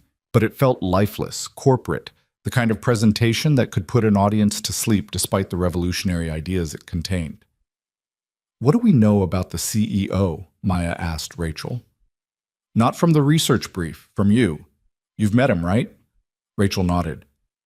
Michael Torres, late 50s, came up through hospital administration, not finance.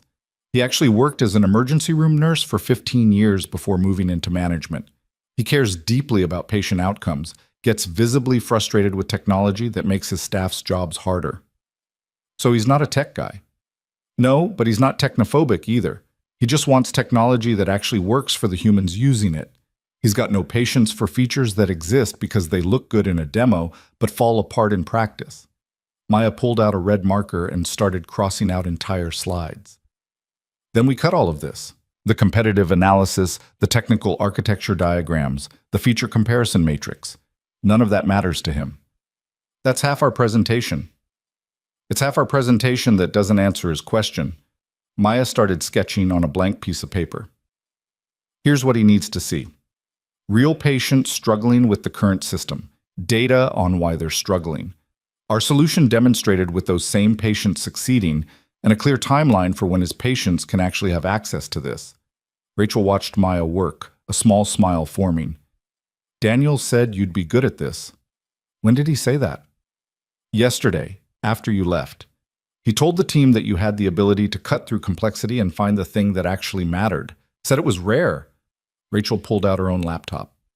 Okay, I'm convinced. Let's rebuild this thing.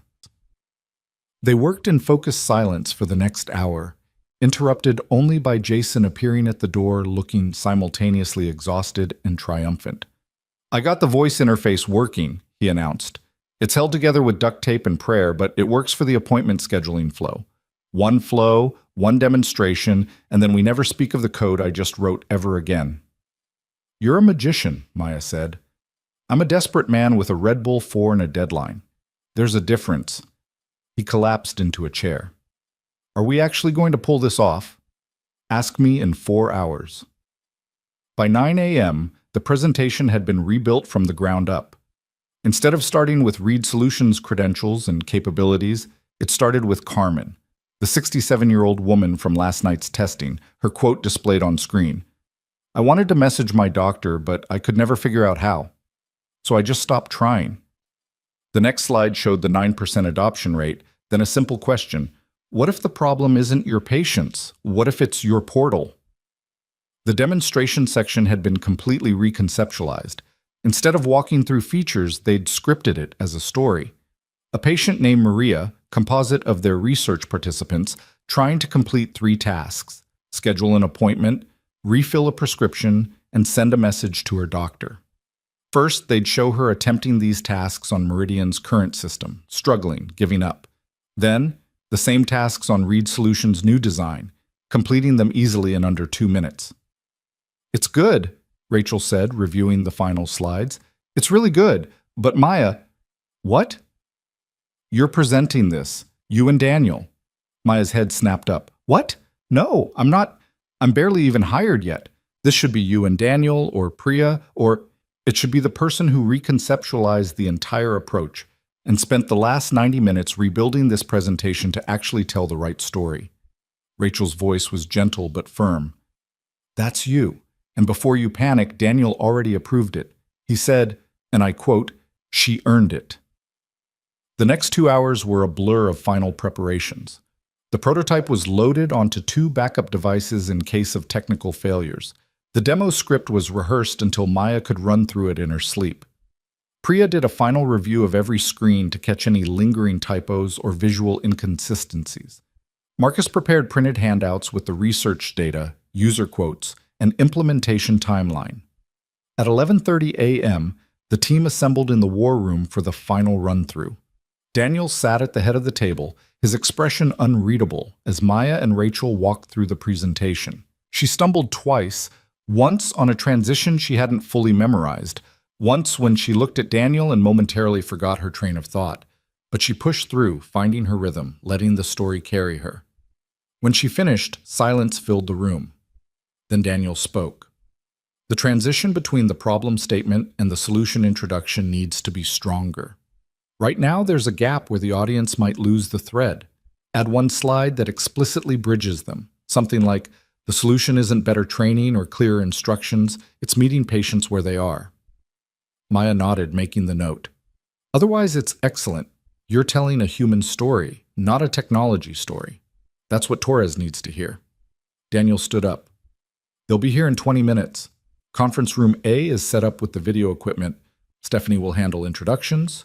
I'll do the opening remarks. Then Maya takes the presentation through the demonstration. Rachel, you're on tech support. If anything goes wrong with the prototype, you jump in. Questions? What if they hate it? Priya asked quietly. Daniel's expression softened slightly. Then we learn from it and move forward. But I don't think they will. I think we've built something that actually solves their problem, and I think Maya is going to show them exactly why it matters. He checked his watch. Get some water. Use the bathroom if you need to. And remember, we're not here to convince them we're the smartest people in the room. We're here to show them we understand their patients and we can help. Maya found herself in the bathroom at 11:47 a.m., staring at her reflection in the mirror. Her blazer was wrinkled. Her hair had dried oddly from this morning's rushed shower.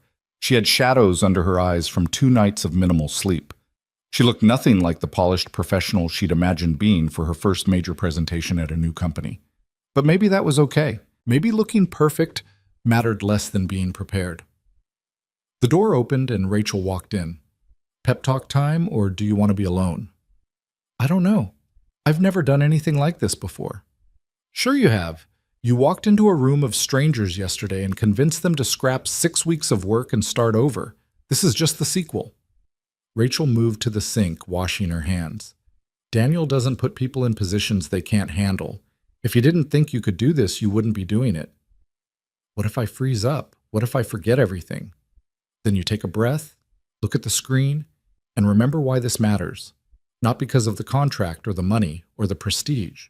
Because there's a 67-year-old woman out there who gave up trying to message her doctor, and what we built could change that. Rachel dried her hands. That's the story. Everything else is just details. The Meridian Health team arrived at 11:58 a.m. Michael Torres was exactly as Rachel had described.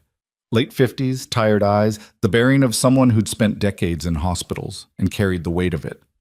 With him were 3 other people, a CFO, who looked like he lived in spreadsheets, a chief medical officer who kept checking her phone with the distracted urgency of someone still managing patient care, and a younger man introduced as their director of patient experience. Stephanie handled the pleasantries with practiced ease, getting everyone settled with coffee and water. Daniel's opening remarks were brief and strategic, acknowledging the schedule change, expressing appreciation for their time, setting expectations for what the next hour would cover. Then he turned to Maya. Before we begin, Daniel said, I want to introduce Maya Collins. She joined our team this week specifically to work on the challenge you've presented us with, how to build a patient portal that your patients will actually use. Everything you're about to see has been shaped by her insight into what makes healthcare technology accessible versus merely functional. Maya? The next 45 minutes existed in a strange state of hyper-focus for Maya. She was aware of presenting, of advancing slides, of speaking, of gesturing to emphasize points, but it felt almost like watching herself from outside her body. The words came automatically, muscle memory from the rehearsals taking over while some other part of her mind observed and adjusted in real time. She watched Michael Torres's face when they showed Carmen's quote. Saw something shift in his expression, recognition, maybe. Understanding that this wasn't just another tech pitch. She walked them through the current state analysis, not with judgment, but with empathy. Your existing portal was built in 2003, which means it was state-of-the-art for its time. But patient expectations have changed. Technology has changed. What worked 20 years ago creates barriers today. The demonstration was where everything could fall apart or come together. Rachel pulled up the prototype on the main screen while Maya narrated Maria's journey. Maria is 65, manages diabetes, primarily speaks Spanish at home. Let's watch her try to schedule an appointment with her endocrinologist using your current system. The video played, actual footage from their user testing, faces blurred for privacy. They watched Maria click through menus, get lost, backtrack, eventually give up after 4 minutes of frustration. The Meridian team watched in silence, and Maya could see the CMO's jaw tightening. Now, Maya said quietly, let's watch Maria use the system we've designed for you. This time, the landing page appeared with clear language selection. Maria chose Spanish. The system asked her one simple question. What do you need to do today? She selected Schedule an appointment. Those 3 clicks later, she had options for available times with her endocrinologist. Total time, 42 seconds. But Maria also has questions for her doctor, Maya continued. On your current system, messaging is buried 3 menus deep and requires her to navigate a complex form. On our system, she clicked to demonstrate. She speaks her question aloud and the system transcribes it, offering to translate if needed. Simple, fast, human. Jason's hacky voice interface worked perfectly. One clean demonstration of the technology that could change everything for patients like Maria.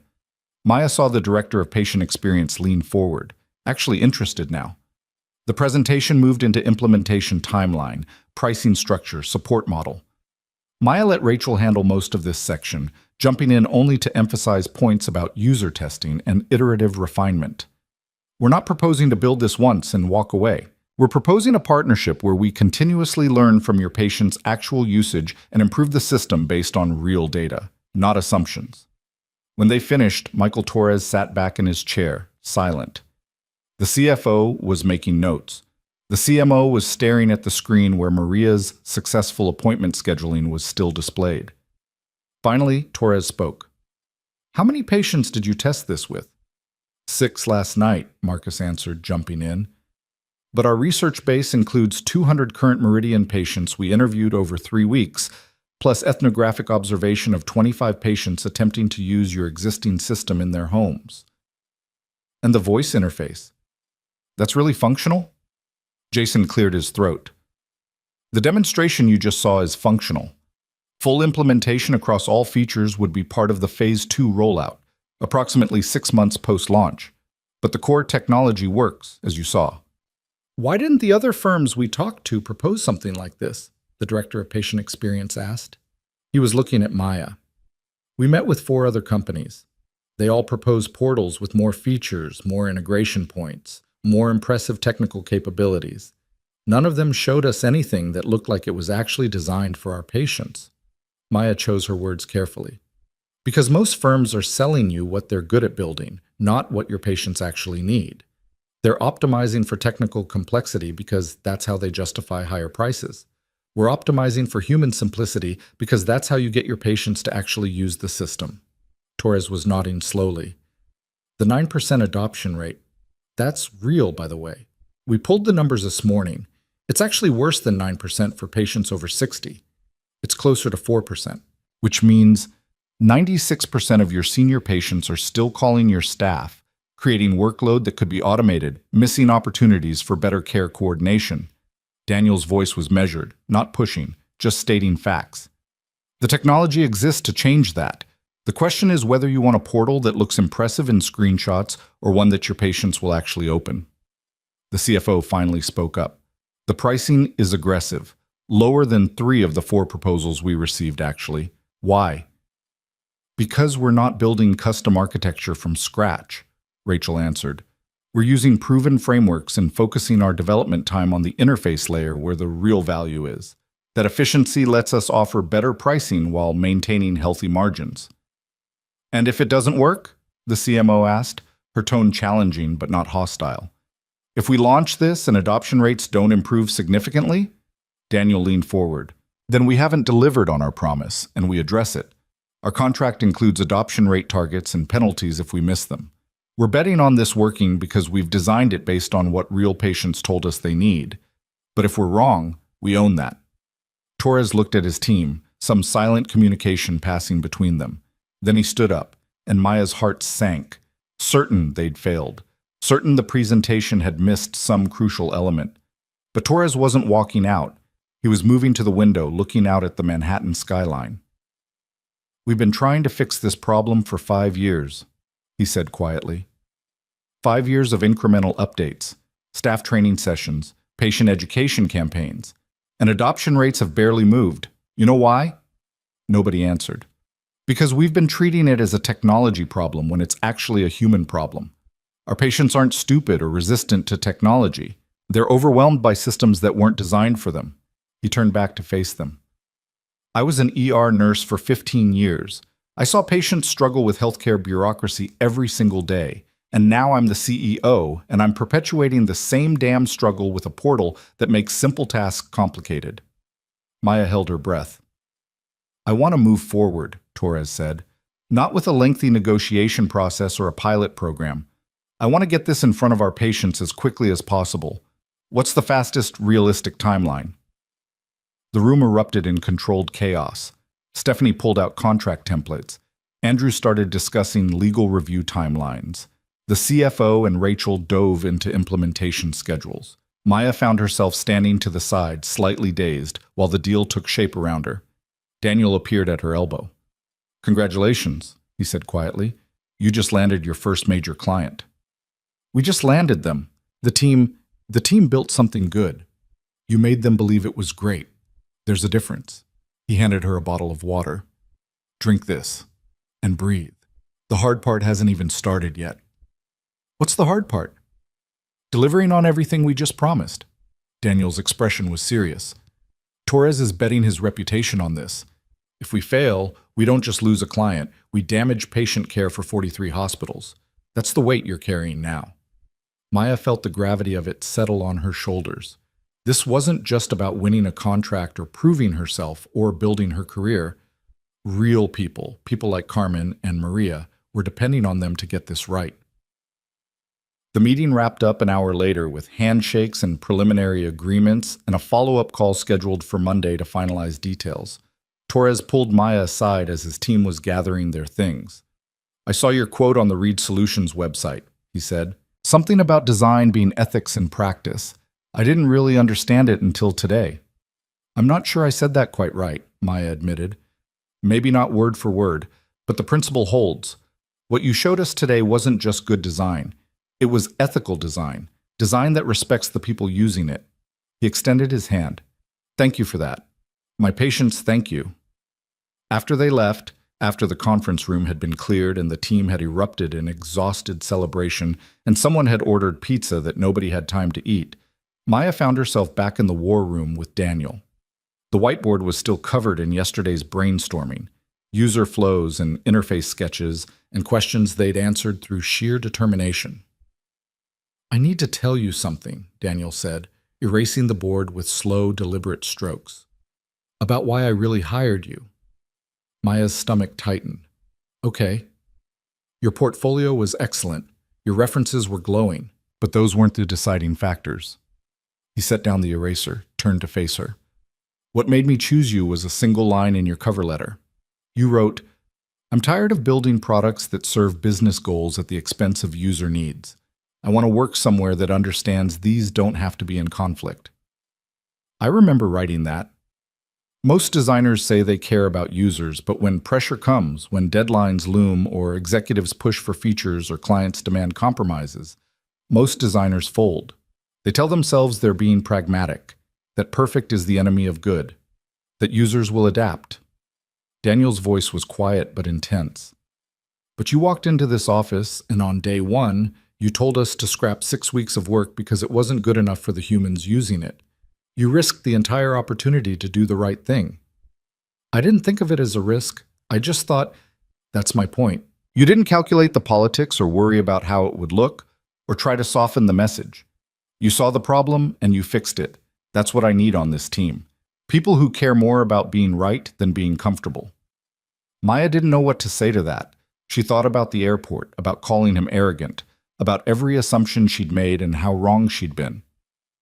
"You told me I was spoiled and entitled," Daniel continued, a slight smile forming. "And maybe in some ways you were right. I do have privilege, money, status, the luxury of making choices on principle because I'm not living paycheck to paycheck anymore. But I also remember what it was like before.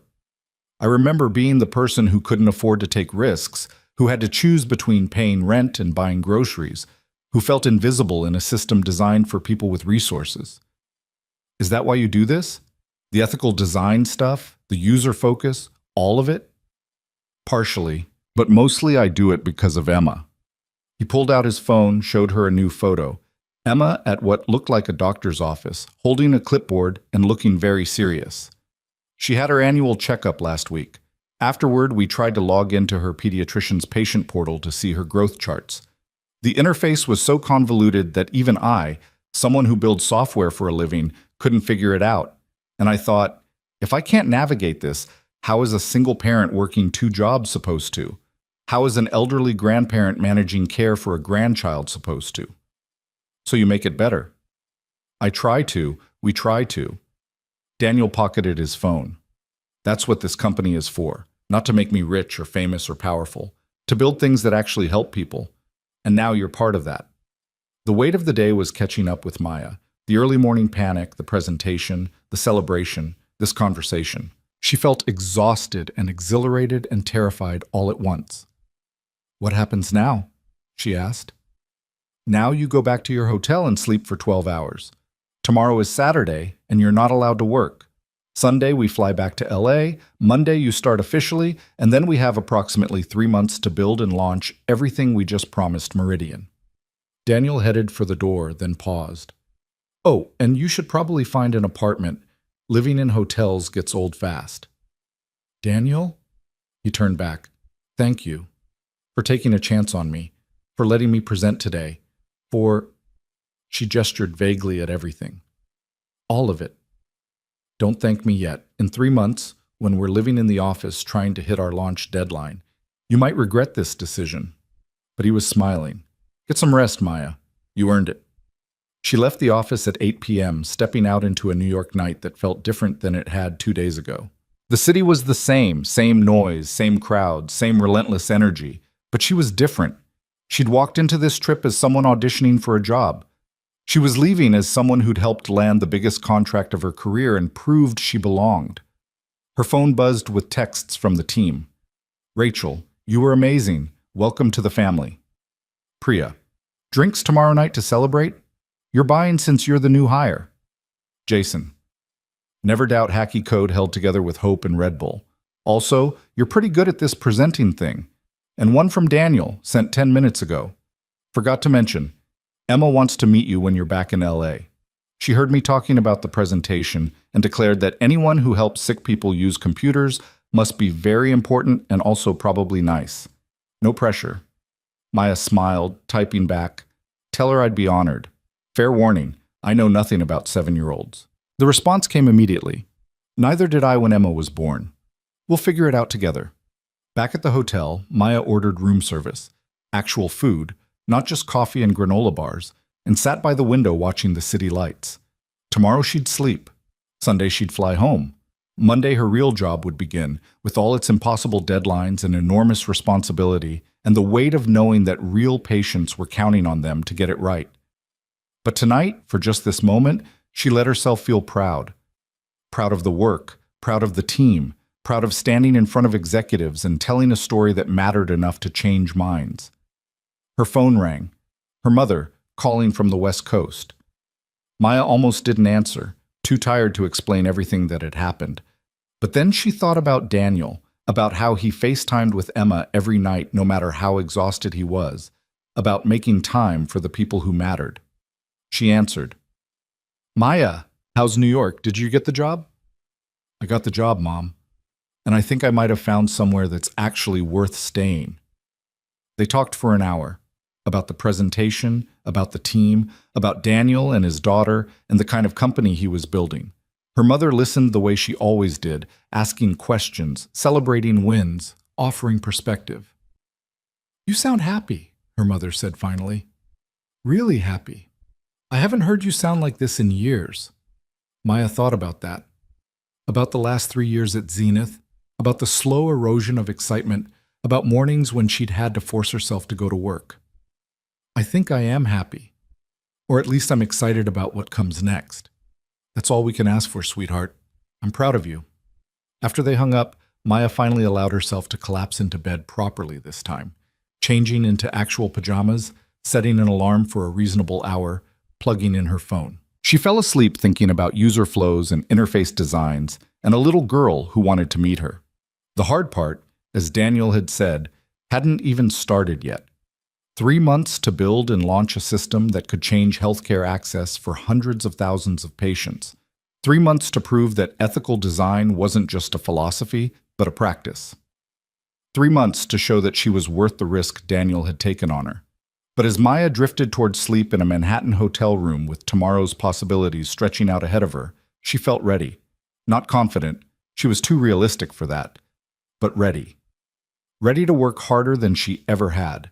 Ready to learn from people who cared about the right things. Ready to build something that mattered. The collision at LAX felt like a lifetime ago now. The angry woman who'd called a stranger arrogant seemed like someone else entirely. In 2 days, Maya had learned more about herself and what she was capable of than she had in 3 years at her old job. And the best part? The work was just beginning. The Los Angeles office of Reed Solutions occupied the top 2 floors of a renovated Art Deco building in Culver City, close enough to the tech hub of Silicon Beach, but far enough from the chaos to maintain some breathing room. Maya arrived on her first official Monday morning at 7:45 a.m., 15 minutes early, her hands wrapped around a coffee from the place across the street that Rachel had recommended. The Sunday flight back had been quiet, Daniel working on his laptop while Maya stared out the window, both of them processing the whirlwind of the past week in their own ways. Now, standing in the elevator as it climbed toward the 10th floor, Maya felt the weight of what she'd signed up for settle into her bones. 3 months, 90 days to build a system that could change how hundreds of thousands of patients accessed healthcare. No pressure. The elevator doors opened to reveal an office that looked nothing like the New York space. Where New York had been industrial and minimal, Los Angeles was warm and bright. Floor-to-ceiling windows overlooking the city, plants everywhere, exposed wooden beams that had been preserved from the building's 1920s origins. The design team's area was marked by a massive wall covered in inspiration, screenshots, sketches, photos of real users, sticky notes in every color. Rachel met her at reception. "Welcome home. And yes, I know you haven't found an apartment yet, so home is technically still your sublet in Santa Monica, but we're going to pretend the office counts." She handed Maya a badge. "This gets you in the building and into the secure areas. Your desk is next to Priya's. Daniel wanted you integrated with the design team from day one, rather than isolated in some new hire corner." Maya's desk was exactly as promised, situated in a pod with Priya and 2 other designers she hadn't met yet, positioned near enough to the windows that she'd get natural light, but not so close that screen glare would be an issue. Someone had left a small succulent plant on her desk with a note. "Welcome to the team. Try not to kill this one. P." "That's from Priya," Rachel confirmed. She has a theory that people who can keep plants alive are also good at maintaining complex design systems. Don't ask me to explain the logic. The morning was consumed by onboarding logistics, IT setup, benefits enrollment, the kind of administrative necessities that always accompanied starting a new job. But even in these mundane moments, Maya noticed the difference. The HR manager who walked her through her benefits actually seemed to care that she understood her options. The IT specialist who set up her computer asked about her workflow preferences instead of just handing her a standard configuration. Small things, but they added up to a culture that felt intentional. At 10 a.m., Daniel appeared at her desk. "Conference room B in 5 minutes. First Meridian project kickoff meeting. Bring coffee and low expectations. These always run long." The conference room was already packed when Maya arrived. The core team from New York was there via video call, plus at least a dozen LA-based employees she hadn't met yet. Daniel stood at the head of the table, and when everyone was settled, he didn't waste time on preamble. "We have 87 days until the Meridian launch," he said, pulling up a timeline on the main screen.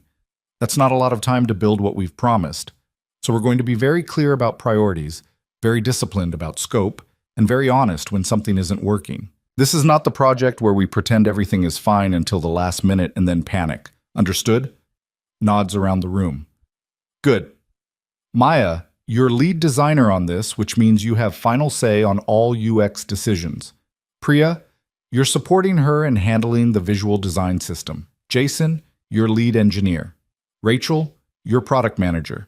You keep us on timeline and make sure we're building the right thing. Marcus, you're running ongoing user testing. I want real patients looking at this every 2 weeks minimum." Daniel pointed to a woman Maya hadn't met yet. "Kenji, you're QA lead. If it doesn't work perfectly, it doesn't ship. No exceptions." The meeting proceeded with military efficiency. They broke down the project into 2-week sprints, identified critical path items, discussed technical dependencies. Maya found herself pulling up the prototype on her laptop, walking through specific interface decisions, fielding questions about why they'd chosen one approach over another. "The simplified entry point," one of the engineers asked, "how do we handle edge cases? Users who don't fit cleanly into one of the 3 profiles?" Maya pulled up a flowchart she'd sketched on the plane. "We default to simplified mode for anyone we can't categorize confidently, with a persistent option to switch modes in the header. Better to start simple and let users opt into complexity than overwhelm them up front."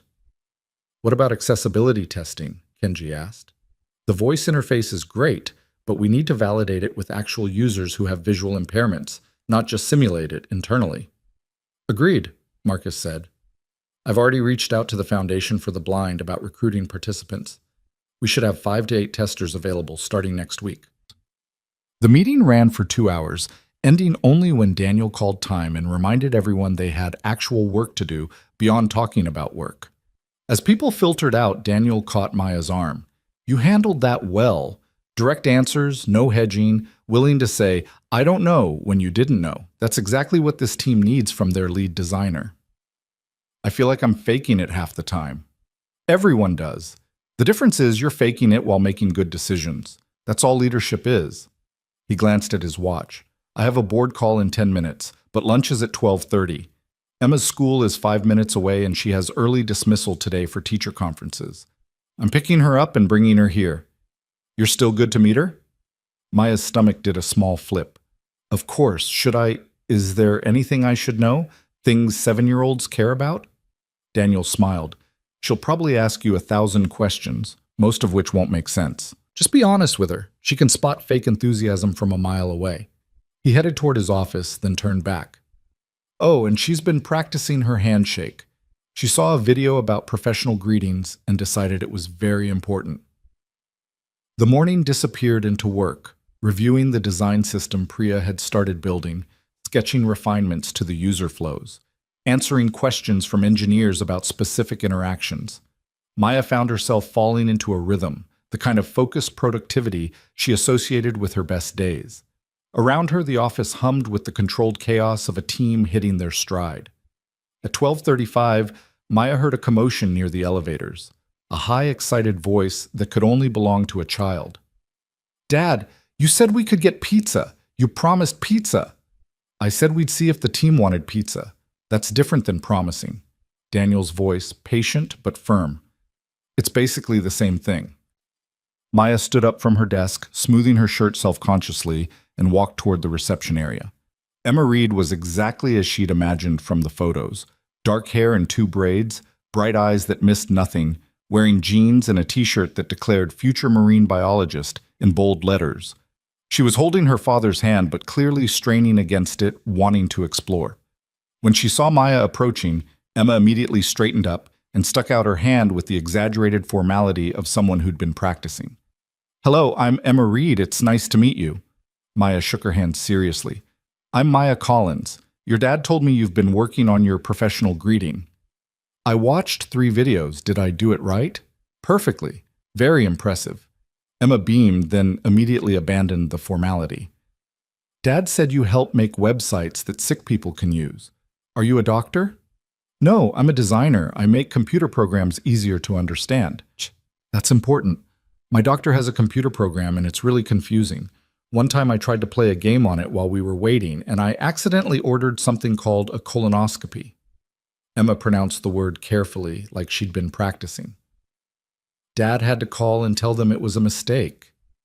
Daniel covered his face with his hand. Emma, we talked about the colonoscopy story. You said I couldn't tell it to strangers. Maya's not a stranger. She works here. Emma turned back to Maya. Do you like pizza? I do like pizza. See, Dad? Maya wants pizza. That's 2 votes for pizza and only 1 vote for boring salad. I didn't vote for boring salad. I suggested we might order from that Mediterranean place you liked last time. Daniel looked at Maya apologetically. Apparently I'm outnumbered. Rachel already put in a pizza order for the team. Conference room C in 10 minutes if you want to join. The lunch was chaos in the best possible way. Emma appointed herself the unofficial pizza distributor, making sure everyone got a slice and interrogating the team about their jobs. She asked Jason why he stared at boring black screens with green letters, demanded to know if Priya's designs were real art or computer art, and informed Marcus that his research job sounded way more interesting than regular school. Maya watched Daniel with his daughter, seeing a side of him that hadn't been visible in New York. He was fully present, not checking his phone, not thinking about work, just listening to Emma describe her science project with the kind of attention that made her glow. When Emma accidentally knocked over her water cup, He cleaned it up without fuss or lecture, just handed her a napkin and reminded her to be more careful. Maya, Emma said, suddenly focused on her with laser intensity. Do you have kids? No, I don't. Are you married? Emma, Daniel warned quietly. It's okay, Maya said. No, I'm not married. Do you want to be married? Someday, maybe, if I find the right person. Emma considered this thoughtfully, chewing her pizza. Dad says marriage is about finding someone who makes you want to be better but loves you even when you're not. Is that true? Maya glanced at Daniel, who looked like he wanted the floor to open up and swallow him. I think your dad is probably right about that. He's right about most things, except vegetables. He's wrong about vegetables being good. Emma took another bite of pizza. Are you going to work here forever? I hope so. I really like it here. Good, because Dad says you're really smart and you make the team better. Also, he said you called him a jerk at the airport, but then you fixed it by being honest. I think that's brave. Daniel put down his pizza. Emma, Reed, we are having a serious conversation about private information when we get home. But you told Rosa. I heard you on the phone. Rosa is different. Rosa is family. He looked at Maya. I'm so sorry. Maya was trying not to laugh. It's fine. She's not wrong. I did call you a jerk at the airport, and your dad was very gracious about accepting my apology. What's gracious mean? It means he was kind even when he didn't have to be. Emma nodded like this made perfect sense. Dad's good at that. One time a kid at school was really mean to me and said, my mom left because I wasn't good enough. Dad talked to the kid's parents and explained how feelings work and why words matter. He didn't yell or anything. He was gracious. The table had gone quiet. Maya saw Rachel and Priya exchange glances, saw the protective tension in Daniel's shoulders. Emma seemed oblivious to the shift in mood, focused on her pizza. That kid was wrong, Daniel said quietly. Your mom made her own choice, and it had nothing to do with how wonderful you are. I know. You tell me all the time.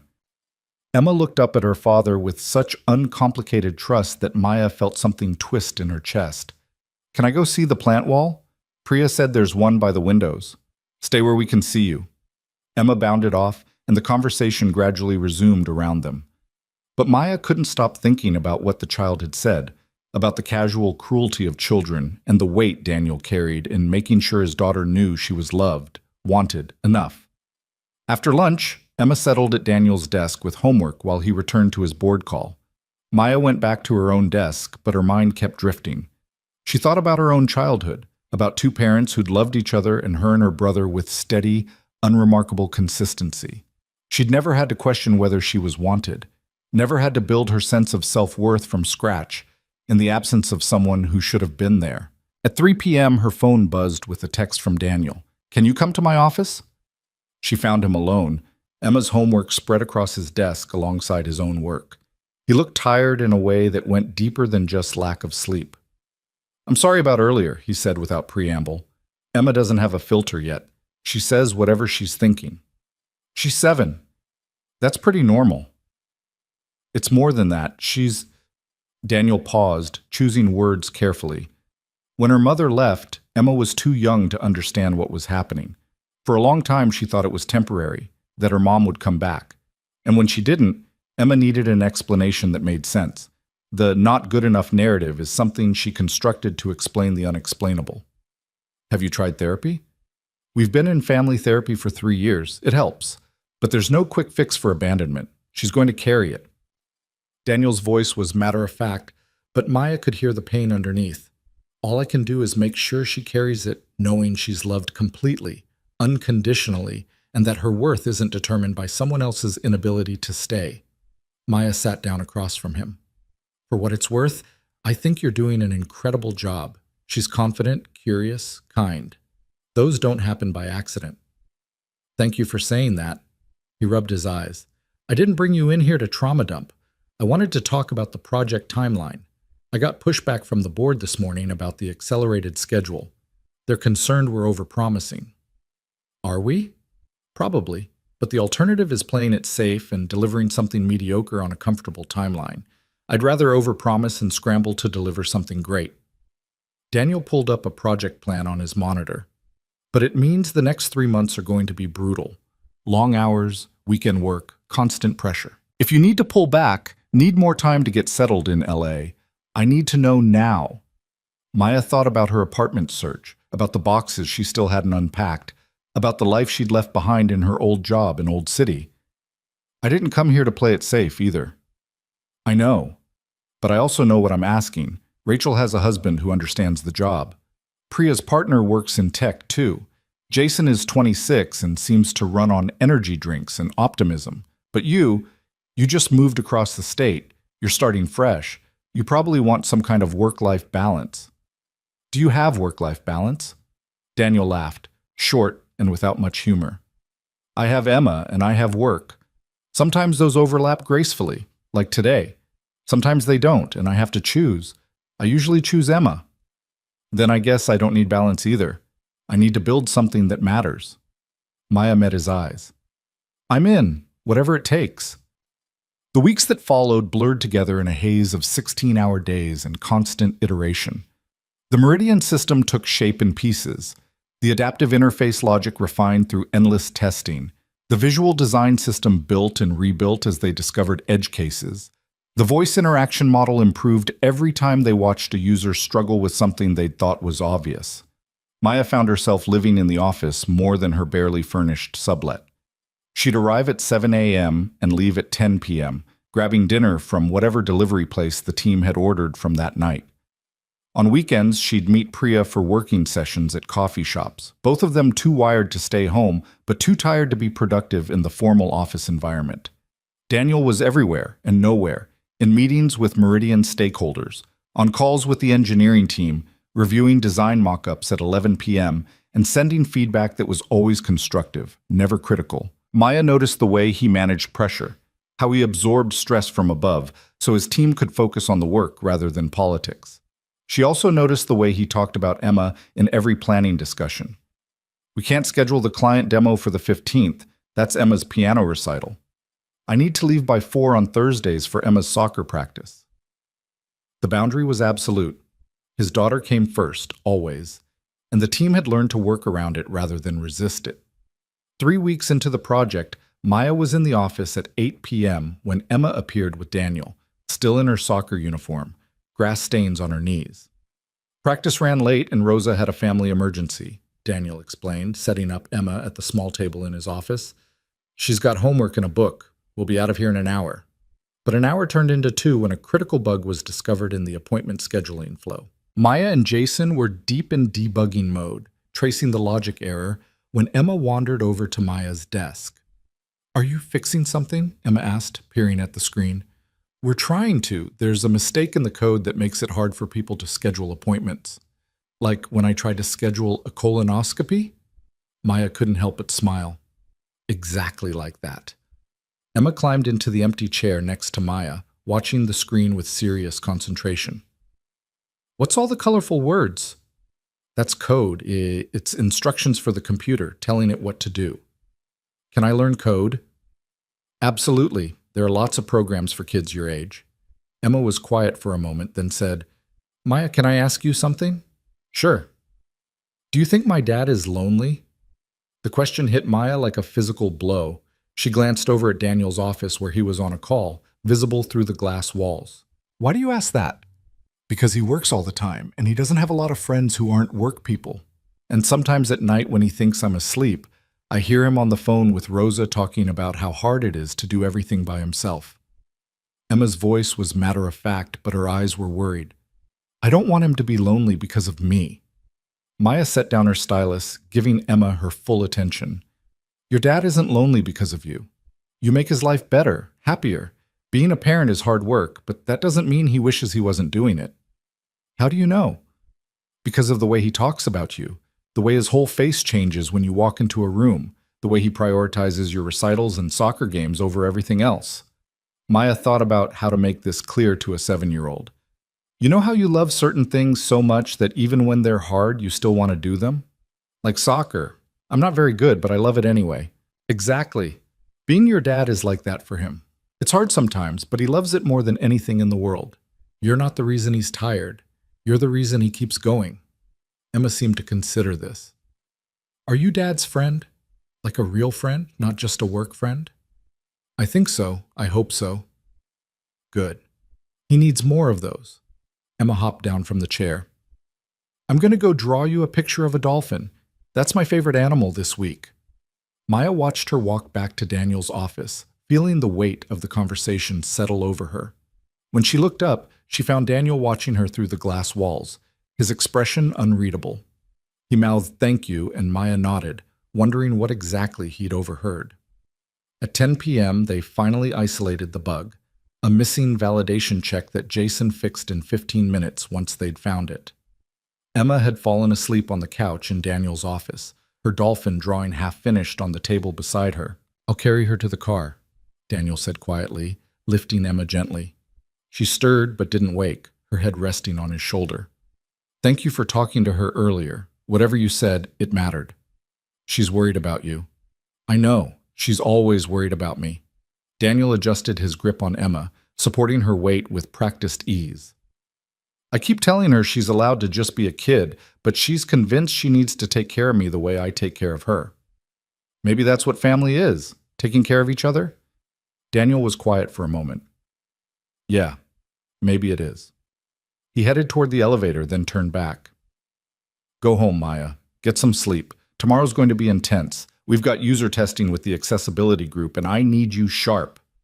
The testing session the next day was simultaneously the best and worst experience of Maya's career so far. Best because watching users with visual impairments navigate the voice interface successfully was validating in a way she hadn't anticipated. Worst because they also uncovered a dozen issues she hadn't considered. The voice feedback was too fast for some users, too slow for others, and the error handling was confusing when the system didn't understand a command. We need dynamic speech rate adjustment, Maya told Jason afterward, making notes on her tablet. The system should adapt to how quickly or slowly the user speaks, not force everyone to match our default pace. That's going to add development time. Then we add development time. We can't ship something that claims to be accessible and then only works for people who happen to speak at exactly our target speed. Jason nodded, already pulling up the codebase. You're right. I'll figure it out. This became the pattern. Discover problems, fix problems, test again, discover new problems. The cycle was exhausting but necessary, each iteration bringing them closer to something that actually worked for real people instead of theoretical users. 6 weeks into the project, they hit their first major crisis. The Meridian IT team, who'd been largely hands-off during development, suddenly raised concerns about the system integration points. Their legacy infrastructure couldn't support the real-time data synchronization the adaptive interface required. The call with Meridian's CTO was tense. Daniel kept his voice calm, but Maya could see the frustration in the set of his jaw. So what you're telling me is that we've built exactly what was specified in the requirements document, but the requirements document didn't account for the limitations of your actual systems. That's one way to put it, the CTO said, not sounding particularly apologetic. We're going to need you to modify the interface to work with batch updates instead of real-time data, which would completely break the user experience. The entire point of the adaptive interface is that it responds dynamically to user behavior. If there's a 3-hour delay between interaction and adaptation, it's useless. Then I guess you need to find a different solution. After the call ended, Daniel sat in silence for a full minute. Then he stood up and walked to the whiteboard, marker in hand. Okay, we have a problem. Let's solve it. The team brainstormed for 4 hours straight, throwing out ideas, shooting them down, building on fragments of concepts. It was Rachel who finally suggested the hybrid approach. Use client-side logic for immediate adaptations based on user interaction patterns, but sync with the server in the background to preserve user preferences across sessions. It's more complex on our end, Jason said, already sketching the architecture. But it means we're not dependent on their infrastructure for the core functionality. How much extra development time? Daniel asked. 2 weeks? Maybe 3? We don't have 3 weeks. We have 5 weeks until launch. Daniel looked at the timeline on the wall, at the milestones they'd carefully planned. We'll have to cut something else. What's the least critical feature? The debate that followed was painful. Every feature felt critical. Every cut felt like a compromise. But eventually they agreed. The caregiver dashboard would be pushed to Phase 2, launching 3 months after the initial release. It hurt to cut something Maya had been excited about, but she understood the math. Better to launch with a fantastic simplified interface than a mediocre everything. That night, Maya stayed late again, reworking the user flows to account for the technical constraints. She was so deep in the work that she didn't notice Daniel until he set a cup of tea on her desk. "Green tea, right? I saw you drinking it yesterday." "Thank you." Maya took the cup gratefully. "What are you still doing here? It's almost midnight." "Could ask you the same question." Daniel pulled up a chair. "How are you holding up?" "Really?" Maya thought about lying, about saying she was fine, energized, thriving, but there was something about the late hour in the quiet office and Daniel's genuine concern that made her honest. "I'm exhausted. I haven't had a full night's sleep in 6 weeks. I'm living on coffee and takeout, and I can't remember the last time I talked to anyone who isn't on this project. But I'm also—" She paused, trying to articulate it. "I'm happier than I've been in years. This is hard, but it's hard in a way that matters." Daniel nodded slowly. "I know exactly what you mean. The first year after Emma was born, I was running on maybe 4 hours of sleep a night, building the company during her naps and after her bedtime. I was exhausted every single day. But I was also exactly where I needed to be, doing exactly what I needed to do." "Do you ever regret it? The sacrifice?" "No, but I do wish—" He stopped, seemed to reconsider. "I wish I'd had someone to share it with. Not just the work, but everything. Someone who understood why it mattered enough to be worth the cost." Maya met his eyes and something passed between them, some current of understanding that went beyond words. She saw loneliness there beneath the confidence and competence, saw the weight of carrying everything alone. "You have that now," she said quietly. "The team, people who understand." "Yeah, I do." Daniel stood up, breaking the moment. "Go home soon, okay? We need you sustainable, not burned out." But Maya stayed another hour, finishing the flow diagrams, making sure everything was documented for tomorrow's meeting. When she finally left, the city was dark and quiet, and she drove through empty streets thinking about Daniel's admission, about shared understanding, about the strange intimacy of late-night conversations in empty offices. The final month before launch was a controlled sprint toward the finish line. Every day brought new challenges, last-minute scope changes from Meridian, technical issues that required creative solutions, user testing sessions that revealed problems nobody had anticipated. The team worked with the focused intensity of people who knew they were building something important, something that would actually help people. Maya saw less of Emma during this period. Daniel was working longer hours, relying more on Rosa and neighbors and Emma's friends' parents for coverage. The few times Emma did come to the office, she was quieter, more withdrawn. Maya noticed, but didn't know how to help, didn't know if it was her place. 2 weeks before launch, Daniel called a mandatory team dinner. No laptops, no work talk, just food and conversation. We're burning out, and that helps nobody. They went to a small Italian place near the office, cramming into a long table in the back, ordering family style and passing dishes around like they actually were a family. The conversation was light at first, movies people wanted to see, books they'd been meaning to read, plans for after launch that felt impossibly distant. But as the wine flowed and the evening wore on, people started sharing more personal things. Rachel talked about her husband's frustration with her long hours, how they were working through it in couples therapy. Jason admitted he'd broken up with his girlfriend because she couldn't understand why the work mattered so much to him. Priya shared that her parents still didn't really get what she did for a living, why she'd chosen design over medicine or law. When it was Maya's turn, she found herself talking about zenith, about the slow erosion of passion, about the morning she'd realized she couldn't spend another year building things she didn't believe in. "I thought I just needed a new job. But what I actually needed was to remember why I got into this field in the first place. To work with people who care about the same things I care about." Daniel, sitting at the head of the table, raised his glass. "To caring about the right things, even when it's hard, especially when it's hard." They all drank to that. The launch date arrived with terrifying speed. Maya woke up at 5 a.m. on the day, too nervous to sleep, running through mental checklists of everything that could go wrong.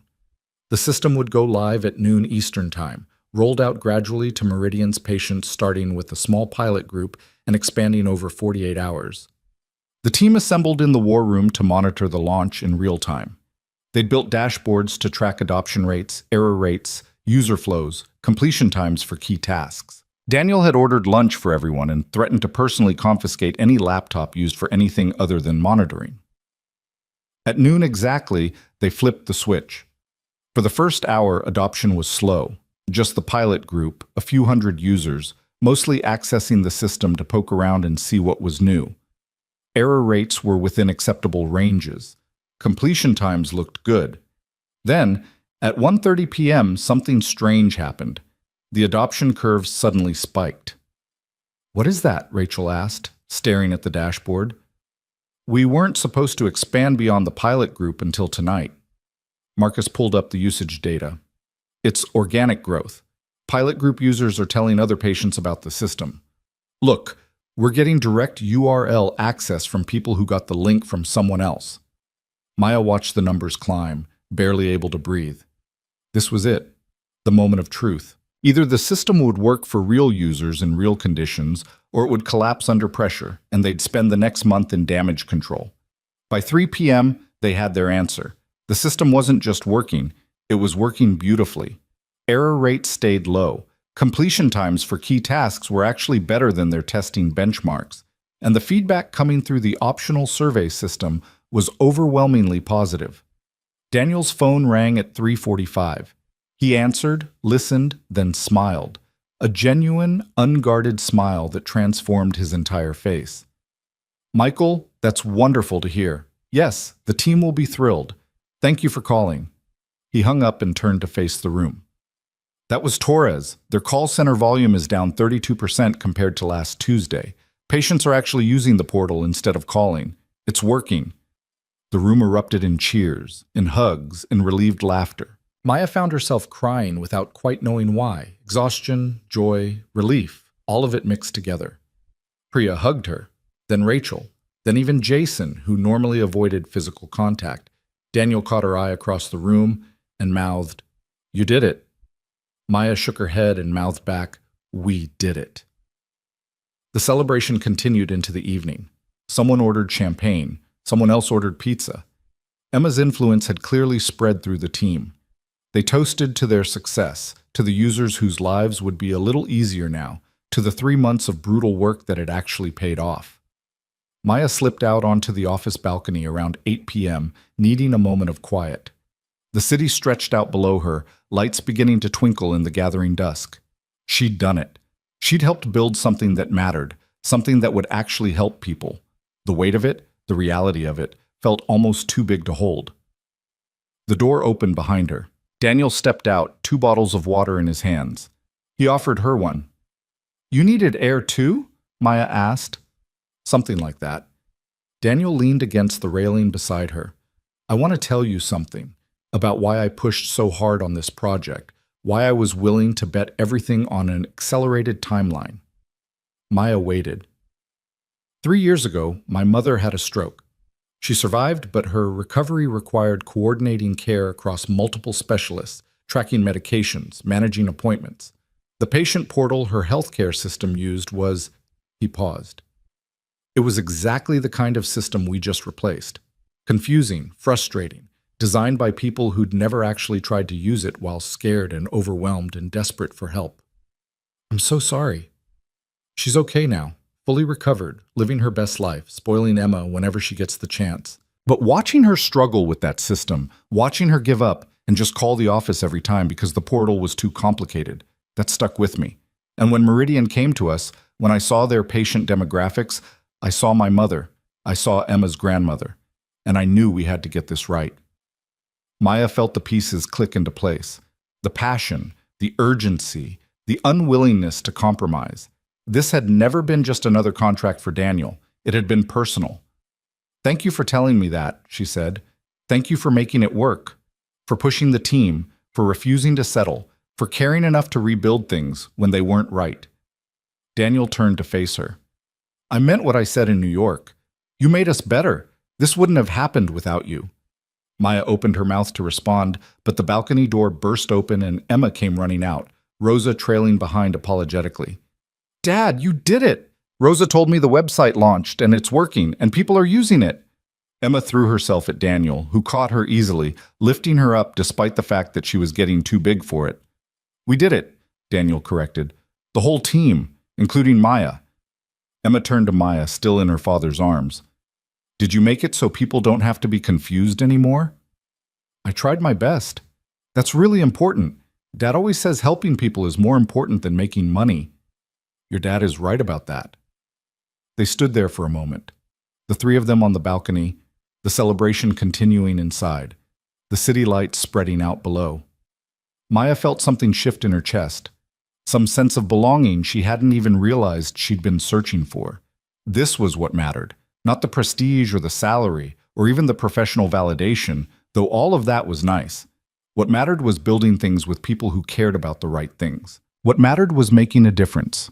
What mattered was exactly this. The weeks following the Meridian launch settled into a rhythm that felt almost normal, though Maya was beginning to understand that normal at Reed Solutions meant something different than it did at other companies.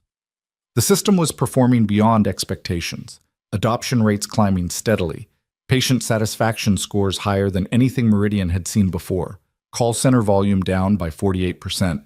Torres called Daniel weekly, with updates that sounded less like business reports and more like gratitude. Maya finally found an apartment in Culver City, close enough to walk to the office on good weather days.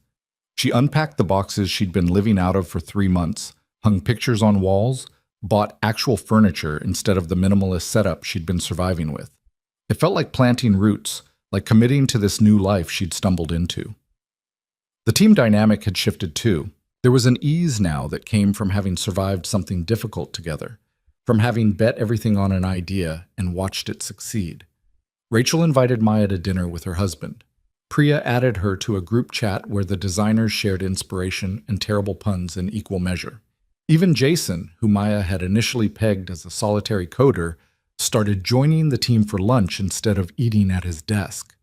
But it was her relationship with Daniel that had become most complicated, though neither of them acknowledged it directly. They'd fallen into a pattern of late-night conversations when the office emptied out, talking about design philosophy and company culture and life in ways that felt increasingly personal. He told her about Emma's mother, about the early days of the company, about the dreams he'd had to defer and the ones he was still chasing. She told him about her family, about the pressure she'd felt to choose a more traditional career, about the creative writing degree she'd started and abandoned for the practical safety of UX design. These conversations lived in a space that wasn't quite friendship and wasn't quite something else. Maya caught herself thinking about Daniel at odd moments, wondering what he'd think about a design decision, remembering something funny he'd said, noticing the way his expression softened whenever Emma called.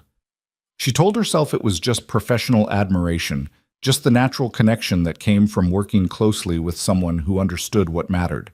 She was lying to herself, and she knew it. The situation came to a head on a Thursday afternoon in late September. Maya was in a design review with Priya when Rachel appeared at the door, her expression tight. "Maya, can I borrow you for a minute?" In the hallway, Rachel's professional composure cracked slightly. "We have a problem, a big one. Remember Tech Vanguard? The company that's been trying to recruit you for the past month?" Maya nodded. She'd been fielding emails from Tech Vanguard's head of design since the Meridian launch got written up in several tech publications. Impressive offer, corner office in San Francisco, chance to build a design team from scratch for a company valued at $3 billion. "They just went public with an announcement," Rachel continued, pulling up something on her phone. "They're launching a healthcare division, direct competition with what we're building, and they're specifically calling out our Meridian work as inspiration for their approach." Maya felt her stomach drop. Can they do that? Legally, probably. Ethically, it's a gray area. But that's not even the worst part. Rachel hesitated. "They're offering you head of design for the entire healthcare division. The offer letter was just delivered by courier. Maya, it's a lot of money. Like life-changing money."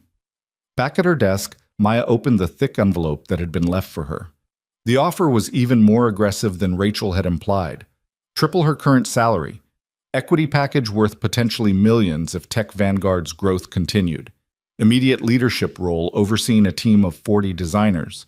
relocation assistance to San Francisco, a signing bonus that made her current savings look like pocket change. At the bottom of the offer letter was a handwritten note from Tech Vanguard's CEO. We're building the future of healthcare technology, and we want you leading the design. Your work on Meridian proved you understand how to make complex systems human. Come help us do it at scale.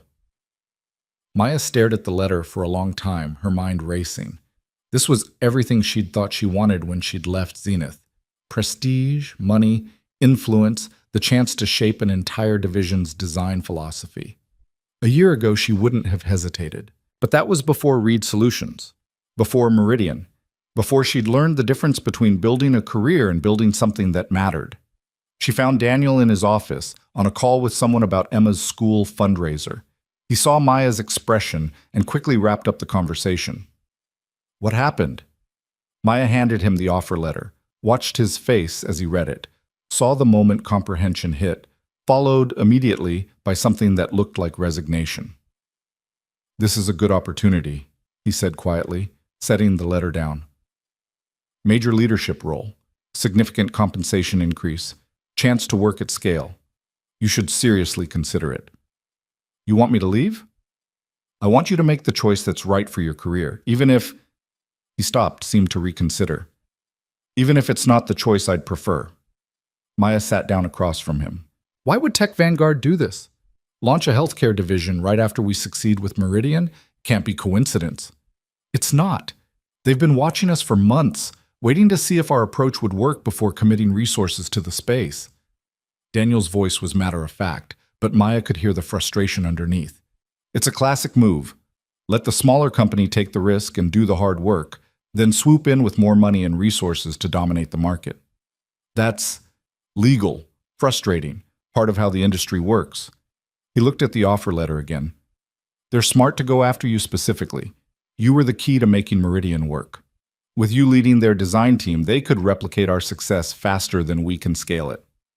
So I'm supposed to just go work for a company that's trying to destroy what we built? Daniel met her eyes.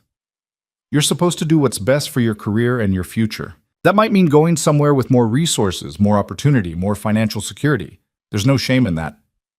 You're really okay with this? I'm never okay with losing good people, but I'm also not going to guilt you into staying somewhere that might not serve your long-term interests. That's not how I operate. He leaned back in his chair. Tell me honestly, are you happy here? Not just professionally satisfied, but actually happy? The question landed with unexpected weight. Maya thought about the past 4 months, the brutal hours, the constant pressure, the way she'd poured everything into making Meridian work. But she also thought about the late-night conversations, the moment when Carmen had successfully scheduled her first appointment, Emma's dolphin drawing still hanging on her cubicle wall, the feeling of being part of something that actually mattered. Yes, she said, I'm happy here, happier than I've been in my entire career. Then why are you considering leaving? Because, Maya struggled to articulate it, because that offer represents everything I'm supposed to want. Security, status, the ability to impact millions of users instead of thousands. How do I turn that down without wondering if I'm making a huge mistake? Daniel was quiet for a long moment. Can I tell you about the biggest offer I ever turned down? Please. 2 years ago, before you joined, Google approached me about acquiring Reed Solutions.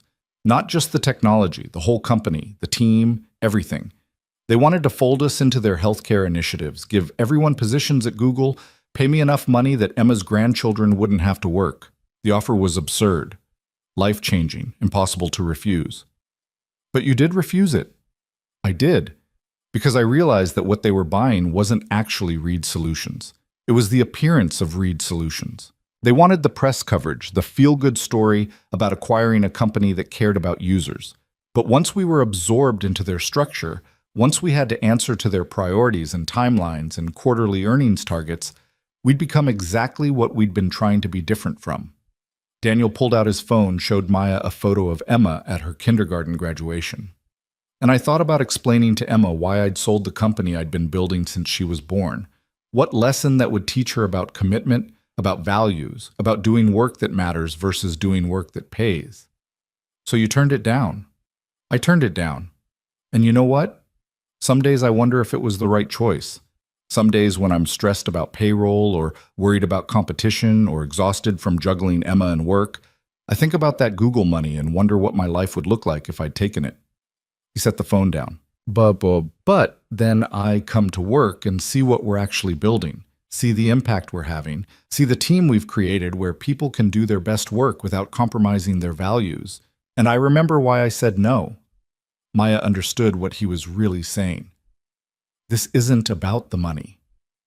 It's never really about the money.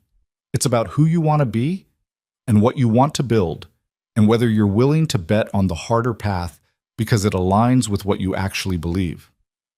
Daniel stood up, moved to the window. Tech Vanguard will offer you resources and scale and impressive titles, but they'll also ask you to compromise, to build faster instead of better, to prioritize features that look good in demos over features that actually help users, to play politics and navigate bureaucracy, and justify every decision to people who care more about market share than patient outcomes. And here you have creative control and a team that trusts you and the freedom to say no to things that don't serve users. Here you can work on projects that matter at a pace that allows for quality. Here you report to someone who understands that good design takes time and refuses to rush it just to hit arbitrary deadlines. He turned back to face her. But here also means smaller paychecks and longer hours, and the constant stress of competing with companies that have 10 times our resources. So you have to decide what you value more.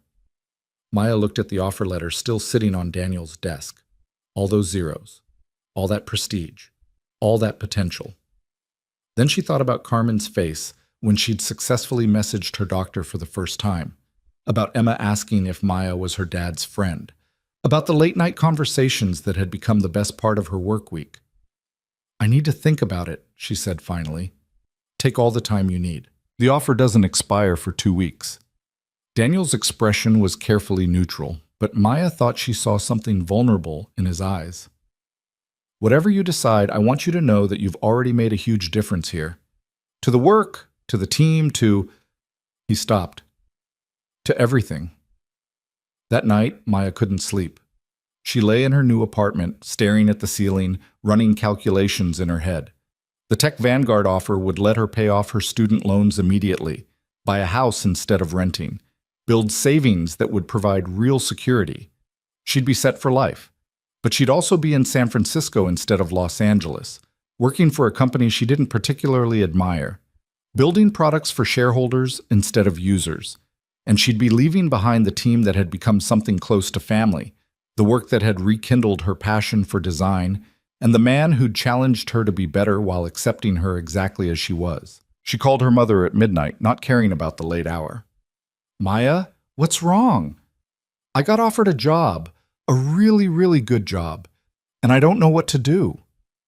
Her mother listened as Maya explained the situation, asked clarifying questions, didn't immediately offer advice. When Maya finished, there was a long pause on the line. "Do you remember," her mother said finally, "when you were deciding whether to accept the position at Zenith? You called me then too, and you said the exact same thing, that it was a really good opportunity and you should be excited, but something felt off." "I don't remember that." "I do. And I told you to trust your instincts. You didn't. You took the job anyway because it looked good on paper. And you spent 3 years being professionally successful and personally miserable." Her mother's voice was gentle. "So let me ask you this. What do your instincts say now?" Maya closed her eyes. "They say that the money doesn't matter as much as the work, that I'd rather build one thing that actually helps people than oversee 40 designers building things that serve business goals, that I finally found a place where I can do my best work, and I'd be an idiot to leave it." "Then you have your answer. But what if I'm wrong? What if I'm turning down financial security because of some romanticized idea about meaningful work?" "Then you'll be wrong while doing something you believe in, surrounded by people you respect, building things you're proud of. That doesn't sound like the worst possible outcome to me."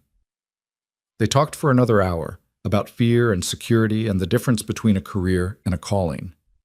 When Maya finally hung up, it was almost 2 a.m. and she felt clear-headed for the first time since Rachel had delivered the news.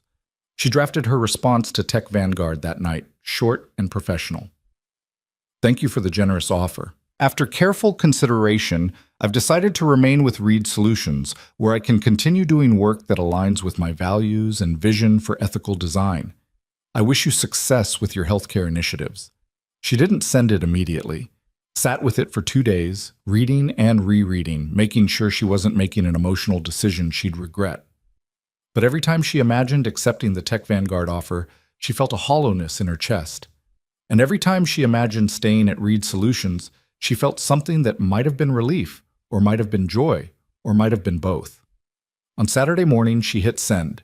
Then she went to the office, technically closed for the weekend, but she had her badge and needed to finish something for Monday. She was surprised to find Daniel already there, Emma coloring at the small table in his office while he worked through what looked like budget projections. "I thought you had a no-work weekends policy," Maya said from the doorway. "I have a no unnecessary work weekends policy. Unfortunately, quarterly board reports are necessary." He looked up, saw something in her expression. "What happened?" "I turned down Tech Vanguard." Daniel went very still. "You're sure?" "I'm sure. I want to stay here. I want to keep building things that matter, with people who care about the right things. I want—" Maya paused, choosing her words carefully. "I want to be part of what you're building, not just professionally. All of it." Emma looked up from her coloring. "Does this mean Maya's staying? Dad said you might have to go away for a new job." "I'm staying," Maya confirmed, smiling at Emma. "Your dad is stuck with me." "Good. I like having you around. You explain things better than Dad does, and you don't make me eat so many vegetables." Daniel stood up, moved toward Maya. For a moment, she thought he might hug her. Instead, he extended his hand, formal, professional. "Welcome back. Or welcome officially, I guess. I'm glad you're staying." Maya shook his hand, feeling the absurdity of the gesture after everything they'd been through. "Me too." But Daniel didn't let go of her hand. "I need to tell you something. When Rachel told me about the Tech Vanguard offer, my first thought wasn't about the business impact or how we'd replace you or any of the practical concerns I should have been thinking about." "What was it?" "It was that I didn't want you to leave. Not because you're a great designer, though you are. Not because you're critical to our Meridian success, though you were.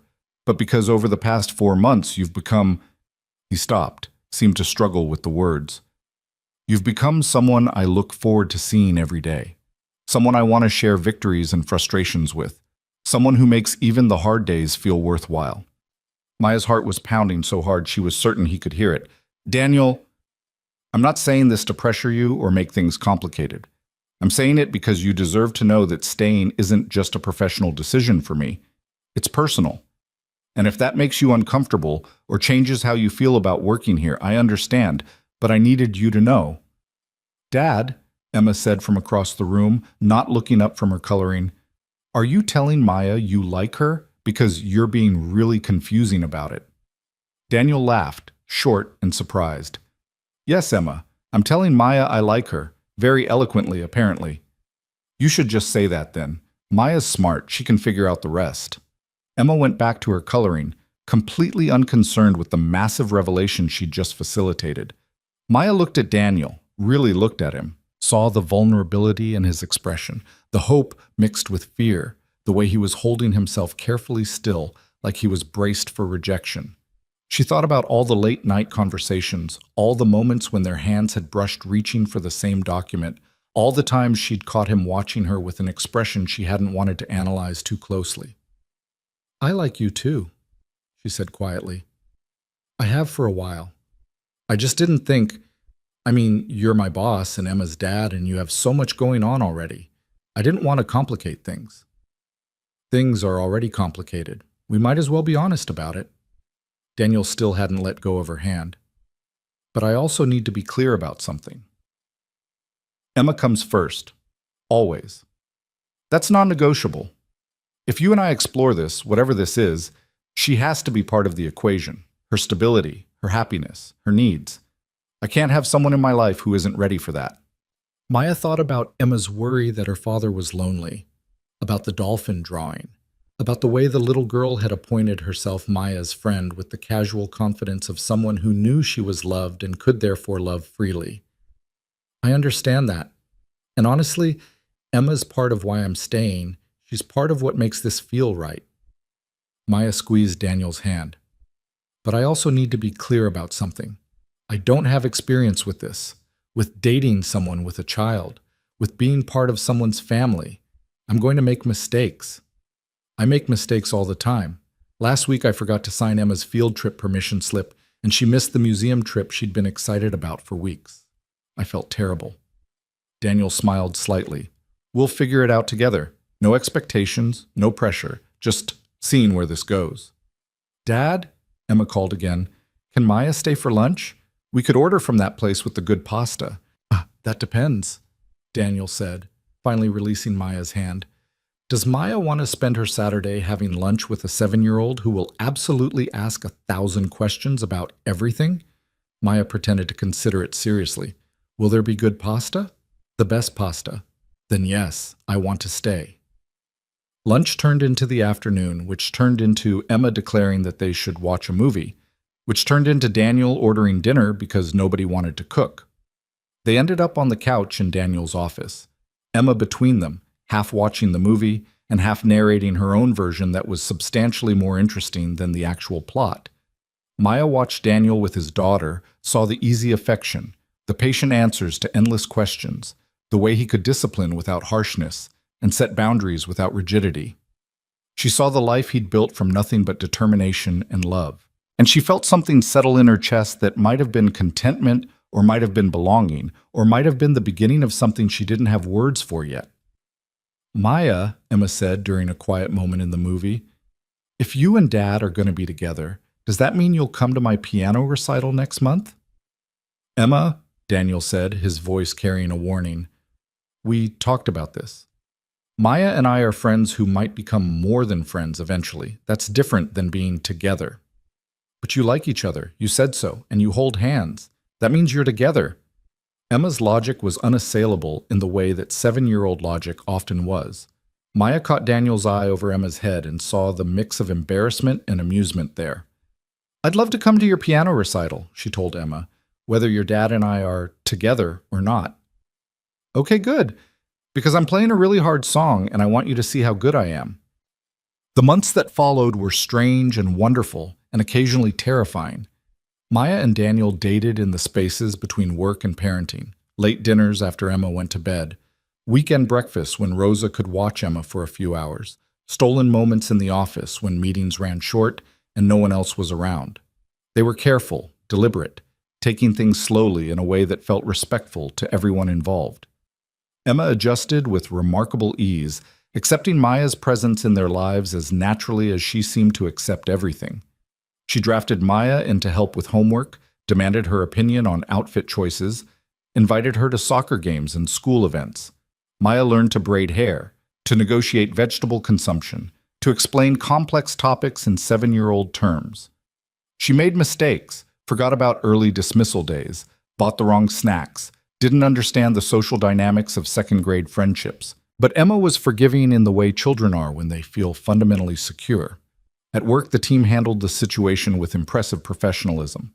Rachel had apparently seen it coming for months and claimed credit for the entire relationship. Priya just rolled her eyes and said it was about time. Jason asked only that they not be gross in meetings, which seemed like a reasonable boundary.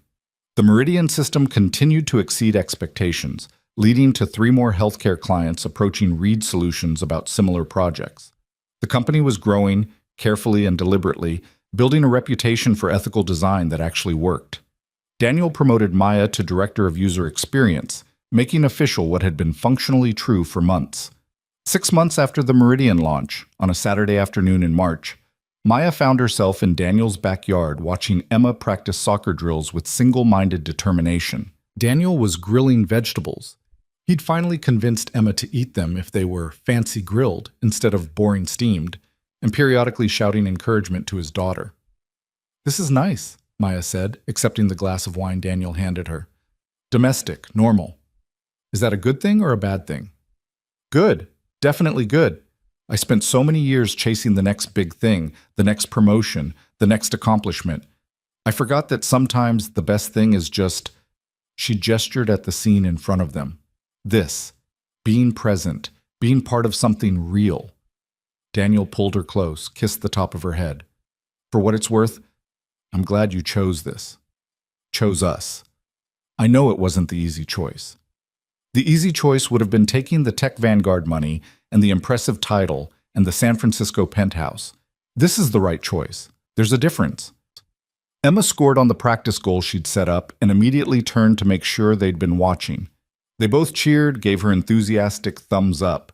She beamed and went back to her drills. She asked me last week if you were going to be her mom someday, Daniel said quietly. Maya's heart stuttered. What did you tell her?